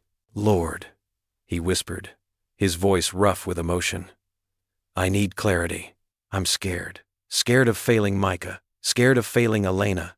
Scared of dishonoring Sarah's memory. He touched his wife's dog tags, which hung beside his bed. Show me the way forward. His prayer continued, punctuated by quiet sobs as moonlight streamed through the hastily boarded window. The house creaked and settled around him, a reminder of both the day's wounds and the home's enduring strength. The phone's ring cut through the pre-dawn quiet of Dan's kitchen. He reached for it with a trembling hand, still rattled from yesterday's suspension. The caller ID showed Mike Torres, his old cyber intelligence buddy from his JAG days. "Dan, you need to see this." Mike's voice crackled with excitement. "Remember that shell company trail we found? Well, I dug deeper into Graham Lyle's lake cabin Wi-Fi records." Dan straightened in his chair, fully alert now. "What did you find? Those doctored spreadsheets? They were uploaded from his cabin's network. We've got timestamps, IP addresses, everything. And get this, they match perfectly with his social media posts from his fishing weekends." Mike paused for effect. The idiot was posting selfies with his catches while framing Elena. Sunlight began streaming through the kitchen window as Dan scribbled notes. His hands steadied as hope flickered to life. "Mike, can you get me documented proof? Something that'll stand up in court?" "Already on it, brother. The whole unit's pulling together on this one. Jenkins is handling the forensics, Rodriguez is building the timeline, and Chaplain Sarah's organizing character witnesses from Veterans Elena's Foundation helped." Dan's throat tightened. After weeks of feeling alone in this fight, his old unit was rallying around him. "I don't know what to say, Mike." "Say you'll keep fighting. We've got your six." Across town, Ruthie Mae Johnson was already busy in the church fellowship hall. Phone pressed to her ear as she arranged chairs. "Yes, Pastor Williams, that's right. A unity service. Tonight." She paused, adjusting a crooked row. "It's time this town remembers who we really are." By mid-morning, word had spread through the community. Ruthie Mae's phone wouldn't stop ringing. People wanting to speak, to share their stories. She wrote each name carefully in her worn notebook, building a tapestry of voices that would tell the fuller truth. The afternoon sun cast long shadows through the church windows as people began filing in. D.A. Clay Monroe slipped into a back pew, his usual confidence dimmed by uncertainty. He'd come only because his mother, a church elder, had insisted. Ruthie Mae stood at the podium, her voice warm and strong. "Tonight, we're here to listen, to really hear each other." She nodded to the first speaker. A middle-aged mechanic stood up. "My daughter has diabetes. When I lost my health insurance, Elena's foundation covered her insulin. No questions asked, no publicity, just help when we needed it most." An elderly woman rose next, hands clasped tightly. "I was suspicious of her at first," she admitted. "Different culture, big corporate job. But when the senior center was closing, she didn't just write a check. She came and played cards with us, learned our names, found us a new location. One by one they stood. A veteran spoke about the job training program. A single mother described the daycare scholarship. A teenager talked about the science lab Elena helped fund at the high school." In his back pew, Clay Monroe shifted uncomfortably.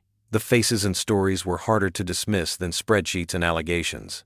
These were his neighbors, people he'd known all his life, speaking about acts of genuine kindness he'd never bothered to investigate. Dan sat near the front, Micah beside him, listening as the testimony continued. Each story added another piece to the puzzle of who Elena truly was. Not the cold corporate figure some imagined, but a woman who used her position to quietly help others. Elena herself wasn't present.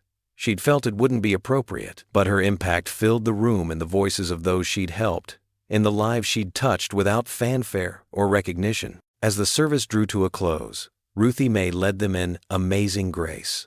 The familiar melody carried all their voices, young and old, longtime residents and newcomers, those who doubted and those who'd believed. Outside on the church steps afterward, Dan found Elena waiting in the growing dusk. She'd parked down the street, out of sight, not wanting to intrude, but unable to stay completely away. Her eyes were red from crying. She'd heard the singing from her car. They stood in silence for a moment, the evening breeze stirring Elena's hair. No words were needed.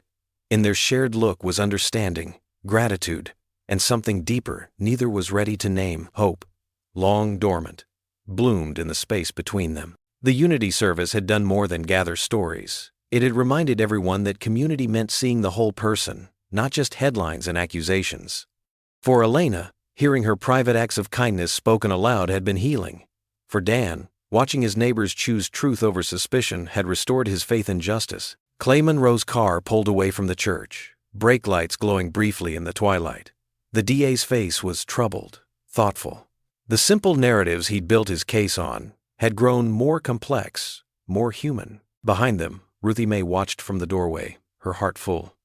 Sometimes healing started with listening, with making space for truth to be spoken. She'd seen it happen countless times in her years of ministry. How sharing stories could build bridges across the widest divides. The evidence from Dan's veteran friends combined with the human testimony from the Unity service had shifted something fundamental in the town's atmosphere. Where there had been suspicion, understanding began to grow. Where there had been division, connection took root. Dan and Elena remained on the church steps, their shadows stretching long in the fading light. Tomorrow would bring new challenges, legal battles, community tensions, personal struggles. But tonight, they stood together in the gathering dark, holding on to this moment of hard-won hope. The church bell tolled softly, marking the hour. Around them, the town settled into evening, porch lights clicking on one by one.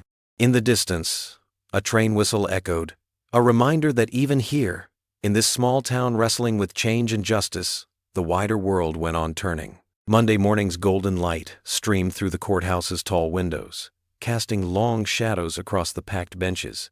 Every seat was filled, with people standing 3 deep along the back wall. The air felt thick with tension and whispered prayers. Dan stood at the defense table, his navy suit pressed, and his father's lucky tie knotted at his throat. Next to him, Elena sat straight-backed in a modest gray dress, her hands clasped tightly in her lap. Across the aisle, D.A. Monroe shuffled papers with forced confidence, while Graham Lyle lounged in his expensive suit, smirking. Judge Benton entered, her robes swishing as she took her seat. "Good morning. We're here to address 2 matters. The motion to permanently disqualify Mr. Carter as counsel, and if denied, to continue with evidentiary hearings." "Mr. Monroe," the DA rose. "Your Honor, we maintain that Mr. Carter's emotional involvement with the defendant compromises his judgment and the integrity of these proceedings." Dan stood slowly, touching his breast pocket where he kept a photo of Micah. "Your Honor, I've prepared a detailed record of my interactions with Ms. Park since taking this case." He lifted a thick binder. "Every meeting documented with time, place, and witnesses present. Phone logs showing all calls were case-related and limited to business hours. Ruthie Mae Thompson served as a third-party chaperone for any meetings outside my office. I've maintained strict ethical walls."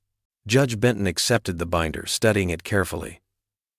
"These are remarkably thorough records, Mr. Carter. Your Honor, as a former JAG officer, I understand the paramount importance of ethical conduct. My military training—" "Objection," Monroe interrupted. "Military service is irrelevant." "Overruled," Judge Benton said sharply. "Mr. Carter's professional background speaks directly to his ethical awareness. Please continue." Dan nodded. "Thank you, Your Honor. I've also included affidavits from other attorneys who can attest to my continued objectivity and professionalism throughout this case." The judge reviewed the documents, her expression thoughtful. After several tense minutes, she looked up. "Motion to disqualify is denied. Mr. Carter's documentation shows appropriate boundaries were maintained." She turned a stern gaze to Monroe. "The court notes with disapproval the prosecution's attempt to weaponize basic human kindness into misconduct." Elena's shoulders relaxed slightly. Dan squared his stance, ready for the next phase. "Now, regarding new evidence," Dan continued, "I'd like to present findings about the fraudulent spreadsheet central to this case." He gestured to Mike Torres, who approached with a laptop. "Your Honor, this is Chief Warrant Officer Torres, a certified digital forensics expert.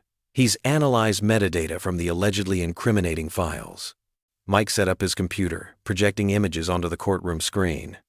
"These timestamps show when the fraudulent documents were created and modified. They perfectly align with the Wi-Fi records from Mr. Lyle's lake cabin." Graham Lyle shifted uncomfortably in his seat as Mike continued. "But here's where it gets interesting."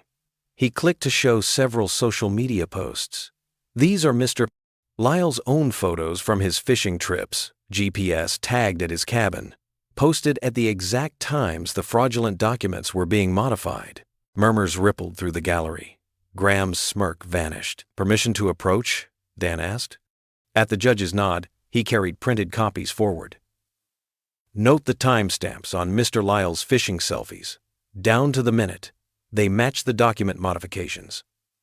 Unless Mr. Lyle wants us to believe he was simultaneously catching bass and cooking books? Judge Benton examined the evidence closely. Mr. Lyle, would you like to explain this remarkable coincidence? Graham tugged at his collar. I don't recall exactly when. Perhaps this will help refresh your memory, Dan said, producing more documents. Bank records show transfers from your shell company to offshore accounts, each following the modified spreadsheet dates. Graham's face had gone pale. He grabbed a water glass with shaking hands. Mr. Lyle, Judge Benton's voice cut through the tension. Would you like to make a statement to this court? Graham looked desperately at his lawyer, who whispered urgently in his ear. The courtroom held its breath. Finally, Graham slumped in his chair. It was supposed to be simple, he muttered. Tank the stock, buy it cheap, push her out. His voice grew stronger, bitter. She was making us look bad with all her charity work and community programs, cutting into profits with her bleeding heart. I just needed to discredit her. Gasps echoed through the courtroom. Elena pressed a hand to her mouth, tears welling in her eyes. Judge Benton's gavel cracked like thunder. Order! She fixed Graham with a steely gaze. Mr. Lyle, are you admitting to fabricating evidence and framing Ms. Park? Yes, he spat. Fine. Yes, I did it. She didn't deserve her position anyway. Some foreign woman coming in here, acting all noble. That's enough. Judge Benton's voice rang with authority. Bailiff, please take Mr. Lyle into custody. She shuffled papers decisively. In light of this confession, and the clear evidence of fraud on the part of Mr. Lyle, not Ms. Park, this case is dismissed with prejudice. The gavel slammed down with finality. The gallery erupted in cheers and applause. Elena broke down in tears of relief, her composure finally cracking. Dan placed a gentle hand on her shoulder as Ruthie Mae rushed forward to embrace her. Through her tears, Elena watched Graham being led away in handcuffs. His expensive suit wrinkled, his arrogance shattered. Justice had prevailed, not through violence or vengeance, but through patience, persistence, and truth. The morning sun warmed the quiet street as pickup trucks and cars lined up in front of Dan's house. Neighbors emerged, carrying paintbrushes, rollers, and buckets of primer. The hateful words still marred the white siding, a dark reminder of the pain they'd endured. Ruthie Mae supervised from her folding chair on the lawn, a cooler of lemonade by her side. Y'all make sure to get 2 coats on there, she called out, fanning herself with a church bulletin. We want those ugly words gone for good. Dan stood in his driveway, overwhelmed by the turnout. Mrs. Chen from the pharmacy, Coach Thompson and his wife, even old Mr. Peterson, who rarely left his house anymore, had shown up with his grandson to help. They nodded at Dan with quiet respect, no words needed. Elena arrived wearing old jeans and a faded t-shirt, her hair pulled back in a simple ponytail. She carried several cans of paint in shades of blue and white. Micah texted me his design, she said, showing Dan her phone. He's got quite the artistic vision. As if on cue, Micah bounded down the front steps, his sketchbook tucked under his arm.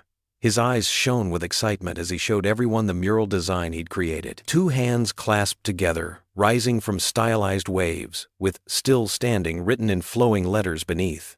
The waves represent the storms we've weathered, Micah explained softly to Elena. And the hands, well, they're about standing together. Elena squeezed his shoulder, her eyes misty. It's perfect, Micah. Simply perfect. The work began in earnest. First, they applied primer to cover the harsh words. Each brushstroke felt like erasing a piece of darkness. Children ran back and forth with water bottles for the workers, and teenagers helped set up ladders and tape off sections for painting. Micah carefully sketched his design onto the newly primed wall, his artistic confidence growing with each line. Elena worked beside him, helping to fill in the larger areas with paint. She got more blue paint on herself than the wall at first, making Micah laugh. "You've got some right here," he said, touching his own cheek to show her where. Elena wiped at it with her sleeve, only managing to smear it more. Oh, dear, she chuckled. I'm afraid I'm better at spreadsheets than painting. The morning wore on, and the transformation took shape. Where hate had marked their home, beauty began to emerge. The hands took form, strong and graceful, reaching upward through waves of deepening blue. The letters flowed like water, each one carefully crafted by Micah's steady hand. Dan moved among the volunteers, thanking them, sharing stories, reconnecting with neighbors who had kept their distance during the trial. He noticed how naturally Elena fit in now, laughing with the church ladies, helping younger children hold their brushes correctly, belonging. Near noon, Ruthie Mae organized a sandwich line on folding tables in the yard. People sat in lawn chairs or on blankets, admiring their progress between bites.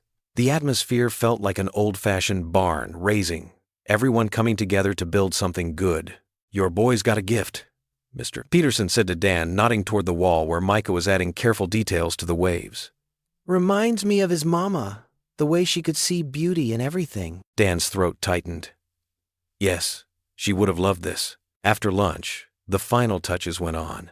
Elena and Micah worked side by side, their brushes moving in harmony as they completed the lettering.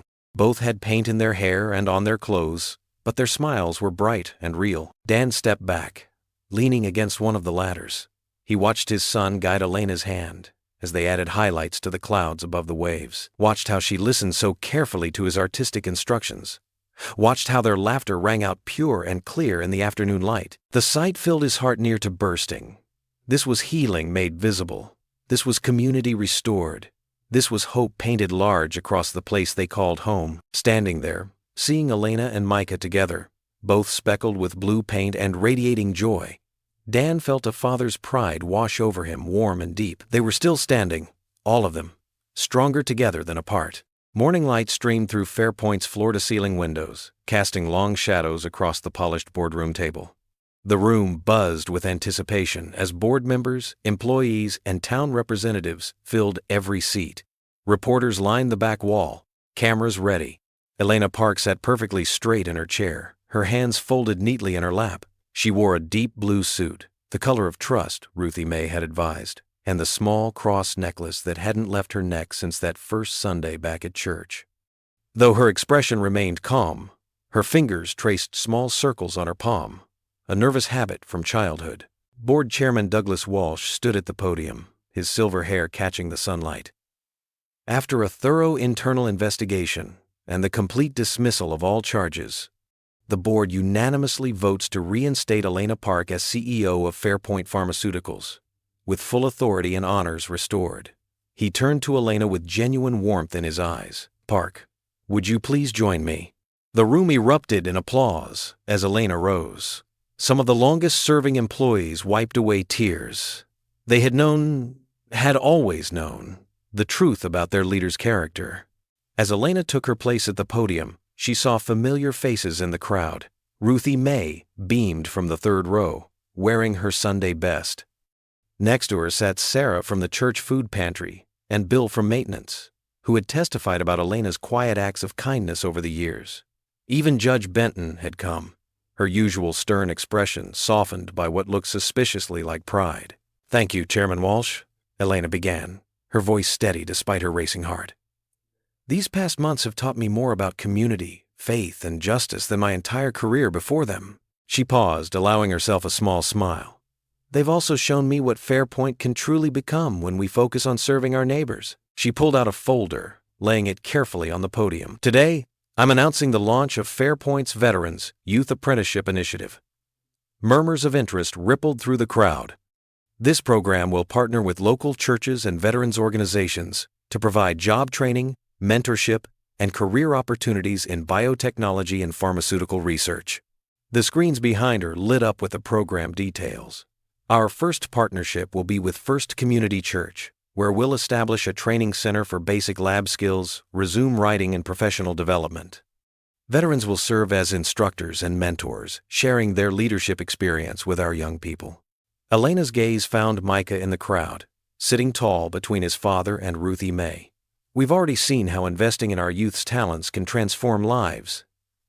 Micah ducked his head, but his smile was visible even from the podium.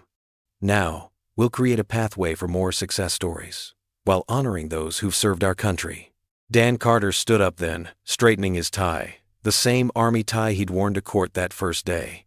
As a veteran and an attorney, I'm pleased to announce that my firm will provide pro bono legal support to the initiative.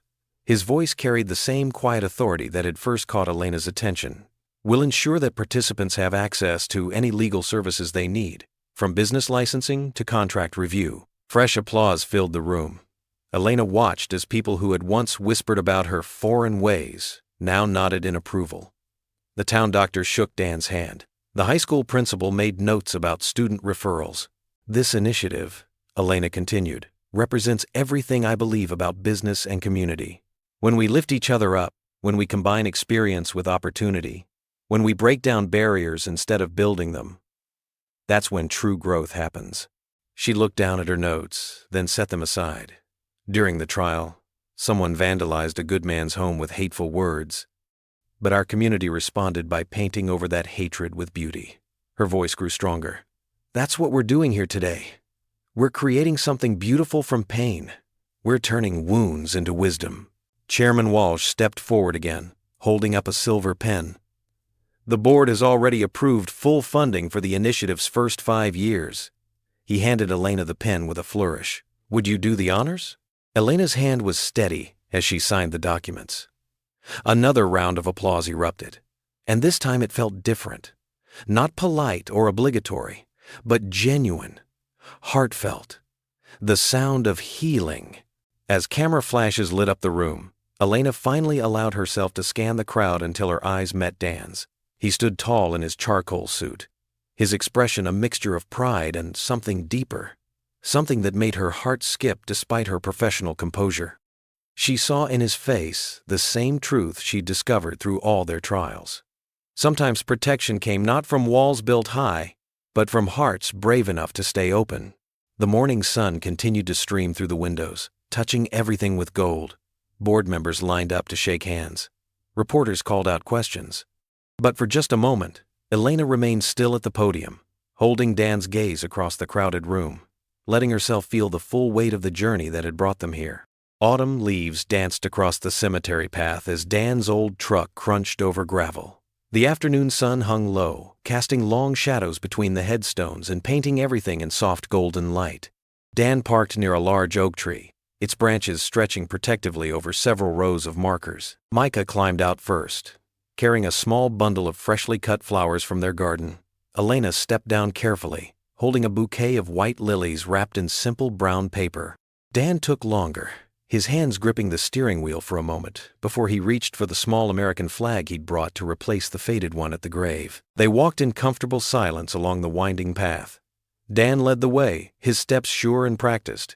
He'd walked this route countless times before, but today felt different. Today, he wasn't coming alone with his grief. The headstone stood under a young maple tree, its red leaves scattered around the base like nature's own offering.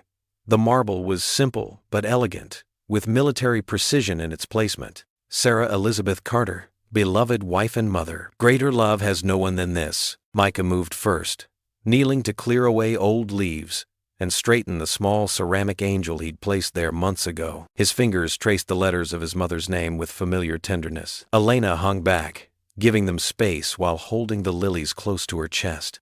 She watched as Dan replaced the flag, his movements precise and respectful. The same care he'd shown in every courtroom, every moment of standing up for what was right. "Hey, Sarah," Dan said softly, his voice carrying in the quiet afternoon air. He knelt beside Micah, placing one hand on the cool stone. "I brought some people to see you today." He glanced back at Elena, offering a gentle smile that invited her forward. Elena stepped closer, her heels sinking slightly into the soft ground. She knelt carefully and laid the lilies against the headstone, their white petals bright against the gray marble. Bowing her head, she closed her eyes in silent respect. "You taught me so much about love," Dan continued, his voice growing stronger. "About being brave enough to open your heart, even when it's scary. About standing up for what's right, even when it costs you." He paused, drawing a deep breath. "I think you'd be proud of our boy. He's got your kindness, your ability to see the good in people." Micah leaned against his father's shoulder, adding his own garden flowers to Elena's lilies. The mixed bouquet looked right somehow, simple beauty alongside elegant grace. "I didn't know your wife," Elena said quietly, "but I see her strength in both of you, The way you defend those who need it. The way you love so completely." Her voice wavered slightly. "Thank you for teaching them that kind of love." Dan reached out, touching the engraved letters of Sarah's name. "Thank you," he said softly, "for teaching me to love bravely, for showing me that love isn't just about holding on. Sometimes it's about letting go, about being open to new chapters even when they're unexpected." A gentle breeze stirred the leaves around them, carrying the sweet scent of autumn. Micah pulled out his sketchbook and tore out a page, a drawing he'd done of the three of them at the church potluck, laughing over spilled lemonade. He tucked it carefully behind the flowers. "Mom would have liked you," Micah said to Elena, his voice sure and clear. "She always said the best people are the ones who help others even when nobody's watching. Like you did with my music camp." Elena's eyes filled with tears, but she smiled, reaching out to squeeze Micah's hand. They sat together in the peaceful quiet, watching the shadows lengthen across the graves. There was no need to fill the silence. Some moments were meant to be held gently, like precious things. Finally, Dan stood, brushing grass from his knees. He helped Elena to her feet, and their eyes met in a moment of shared understanding. This wasn't an ending or a betrayal. It was a gentle continuation, a new chapter growing from the solid foundation of love that came before. "We should head back," Dan said softly. "It'll be dark soon." They walked together toward the truck, the setting sun painting the sky in brilliant oranges and pinks. Dan's hand found Elena's as they walked, his touch warm and steady. Behind them, the flowers swayed in the evening breeze, white lilies and garden blooms dancing together in the fading light. The summer sun sparkled off Lake Morrison like scattered diamonds.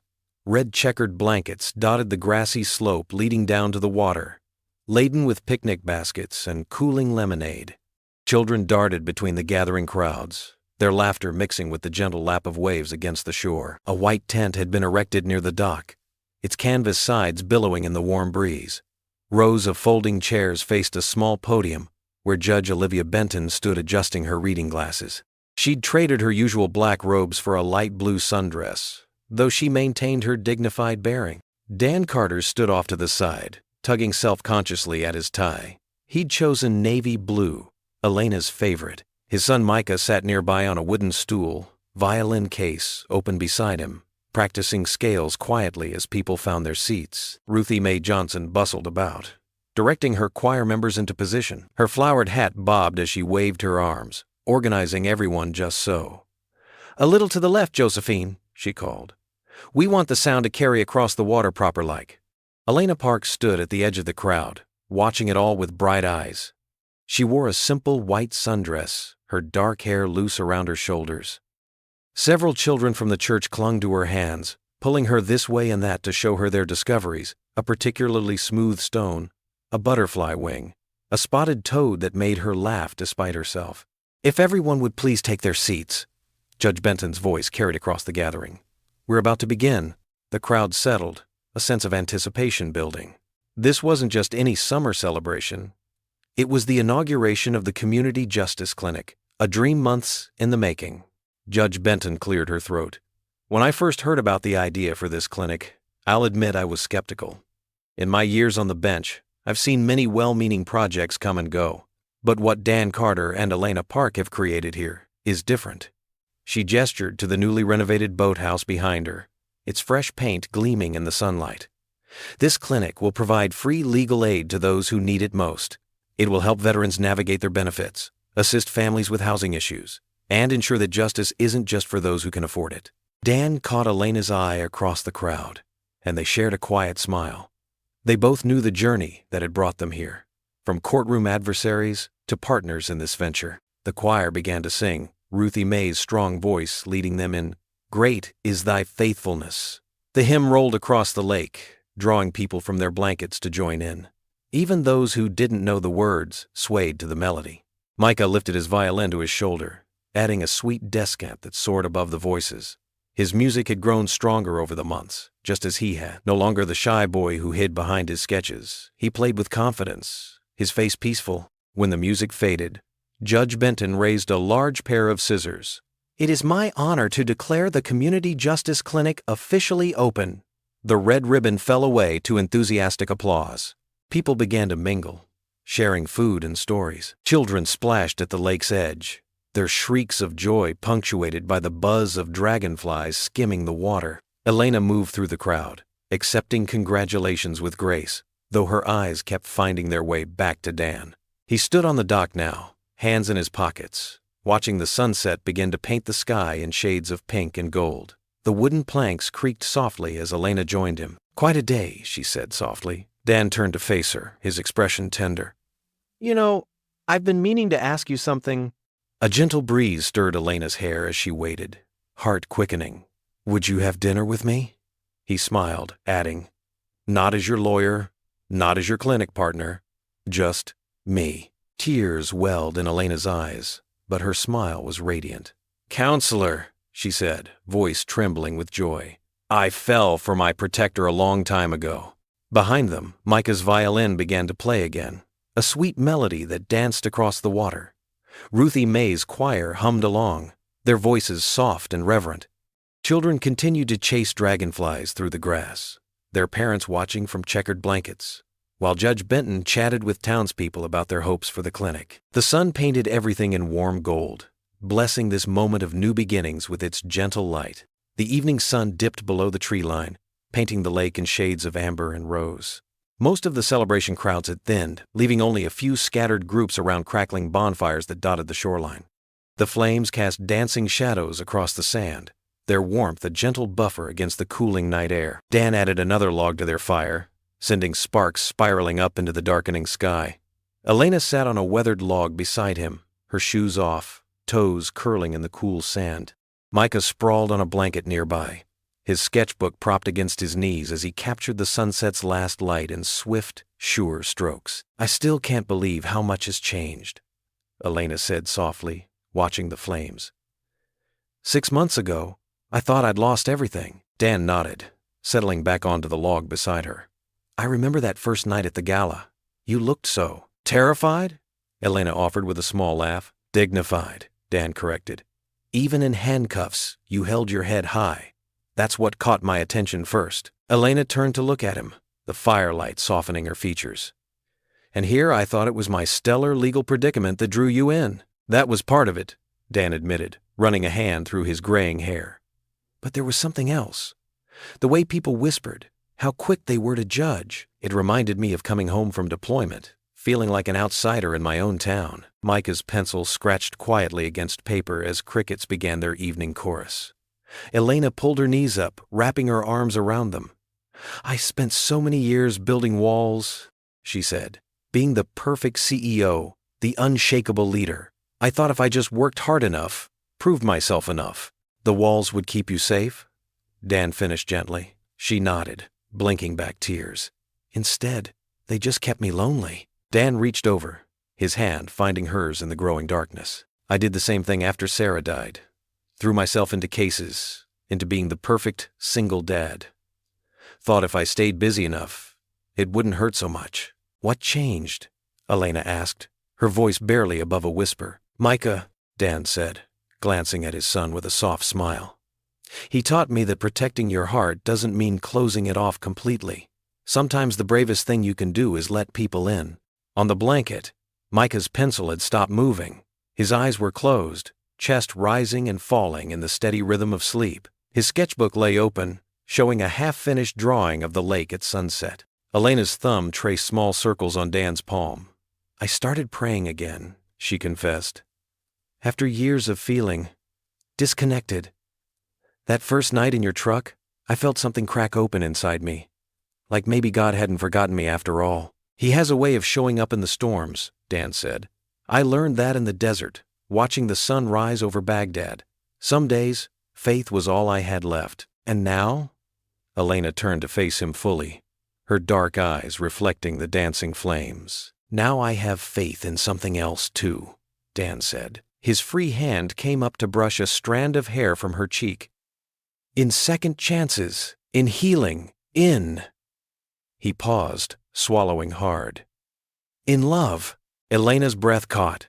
"Dan, I know it hasn't been long," he continued softly. "And I know we've had to be careful, Keep things professional during the trial. But Elena, these past months, watching you with Micah, seeing your heart for this community, I've been falling for you day by day. A tear slipped down Elena's cheek. I was so afraid, she whispered. Afraid of hoping. Afraid of wanting more.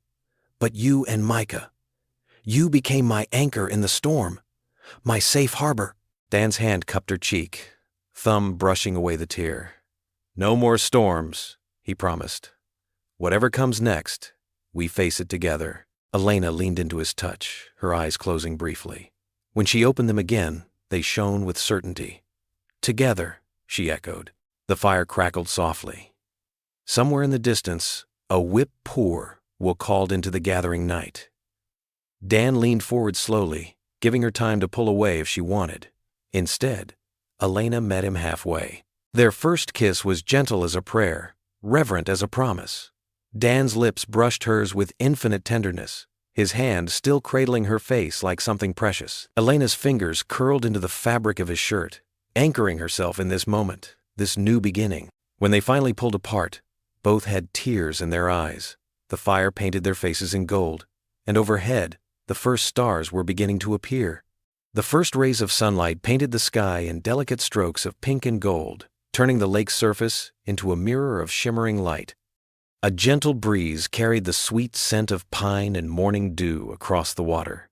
Birds called to one another from the trees, cardinals, chickadees, and mourning doves joining together in nature's chorus. Dan and Micah's footsteps crunched softly on the gravel path that wound around the lake. Their steady rhythm matched the peaceful pulse of the dawn. Dan glanced at his son, chest swelling with pride as Micah kept pace beside him. The morning jog had become their ritual over the past few weeks, a quiet time for father and son to share the day's beginning. Looking strong there, buddy, Dan said, noticing how Micah's stride had lengthened. Micah grinned, slightly out of breath, but determined. Music teacher says exercise helps with breath control for playing violin. They rounded the bend, where the path opened to a grassy clearing. Elena stood at the wooden picnic table, arranging plates and containers. She wore one of Dan's old army sweatshirts, the sleeves rolled up as she worked. The sight made Dan's heart skip. How natural she looked there, how right. The aroma of coffee and warm cinnamon rolls drifted toward them. Elena had insisted on learning Ruthie Mae's famous recipe, spending countless Saturday afternoons in the church kitchen until she mastered it. Now the sweet treats were her signature contribution to their morning gatherings. Perfect timing, Elena called out, waving as they approached. Her dark hair caught the morning light, and her smile brightened the already beautiful dawn. Everything's ready. Micah flopped onto the bench, reaching for a roll. Mom, these smell amazing. The word mom slipped out naturally now, though Elena's eyes still sparkled with joy each time she heard it. She ruffled Micah's hair as she sat down beside him, passing Dan his coffee, black with just a hint of sugar, exactly how he liked it. I was thinking, Elena said, spreading a napkin across her lap, we could help Ruthie Mae set up for the church picnic later. She mentioned needing extra hands with the tables. Dan nodded, savoring the rich coffee. Good idea. Micah, you could bring your violin, maybe play that new piece you've been practicing? The one about sunrise? Micah asked around a mouthful of cinnamon roll. I think it's ready.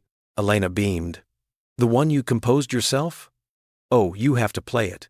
Mrs. Chen from the senior center especially loves your music. They continued planning their day, voices soft in the morning quiet. A family of ducks waddled past, heading toward the water. The mother duck led her ducklings in a neat row, each one following faithfully in her wake. Elena watched them, her expression thoughtful. You know, I used to come here alone, early in the morning, when I first moved to town. I'd watch families like that, she nodded toward the ducks, and wonder if I'd ever find where I belonged. Dan reached across the table, taking her hand. His thumb traced gentle circles on her palm. And now? Now? Elena's voice softened. She looked at Micah, who was sketching the ducks in his ever-present notebook. Then back at Dan. Now, I know exactly where I belong. The morning sun climbed higher, warming their shoulders. Other early risers began appearing on the path. Joggers, dog walkers, elderly couples taking their daily constitutional. Each one called out friendly greetings as they passed. Morning, Carter family. Beautiful day, isn't it? Those cinnamon rolls smell heavenly, Elena. No suspicion in their voices now. No whispered accusations or sidelong glances. Just neighbors greeting neighbors. The way it should be. We should head back soon, Dan said, checking his watch. Get cleaned up before church. They began gathering the breakfast things, working together with the easy familiarity of a family who knew each other's rhythms. Micah collected the napkins while Elena packed away the remaining rolls. Dan folded the tablecloth, pausing to watch them. The morning light caught Elena's profile as she laughed at something Micah said. The sound of their joy, the sight of them together, it filled a space in Dan's heart he thought would stay empty forever. "We're home," he whispered, the words carrying on the morning breeze. Elena turned, catching his words. Her eyes met his, understanding flowing between them. She reached for his hand as Micah shouldered his backpack. Together, they started walking toward the rising sun. Their joined shadows stretched behind them. 3 figures merged into one. The lake sparkled beside them, birds sang overhead, and their footsteps fell in perfect harmony. Faith had brought them here. Faith in justice, in love, in the power of standing together. Now that same faith would guide them forward, step by step, into whatever tomorrow might bring. Their fingers interlaced as they walked, Elena's hand warm in Dan's. Micah's artistic fingers clasped securely in his mother's other hand. The morning light embraced them, blessing their path with golden promise. What would you do if you were in their place? Comment your answer below, and let's see how you'd rewrite the ending. If you enjoyed the story of Daniel Dan Carter, I handpicked the next story that you will enjoy. Please don't miss this one. Click here to watch it.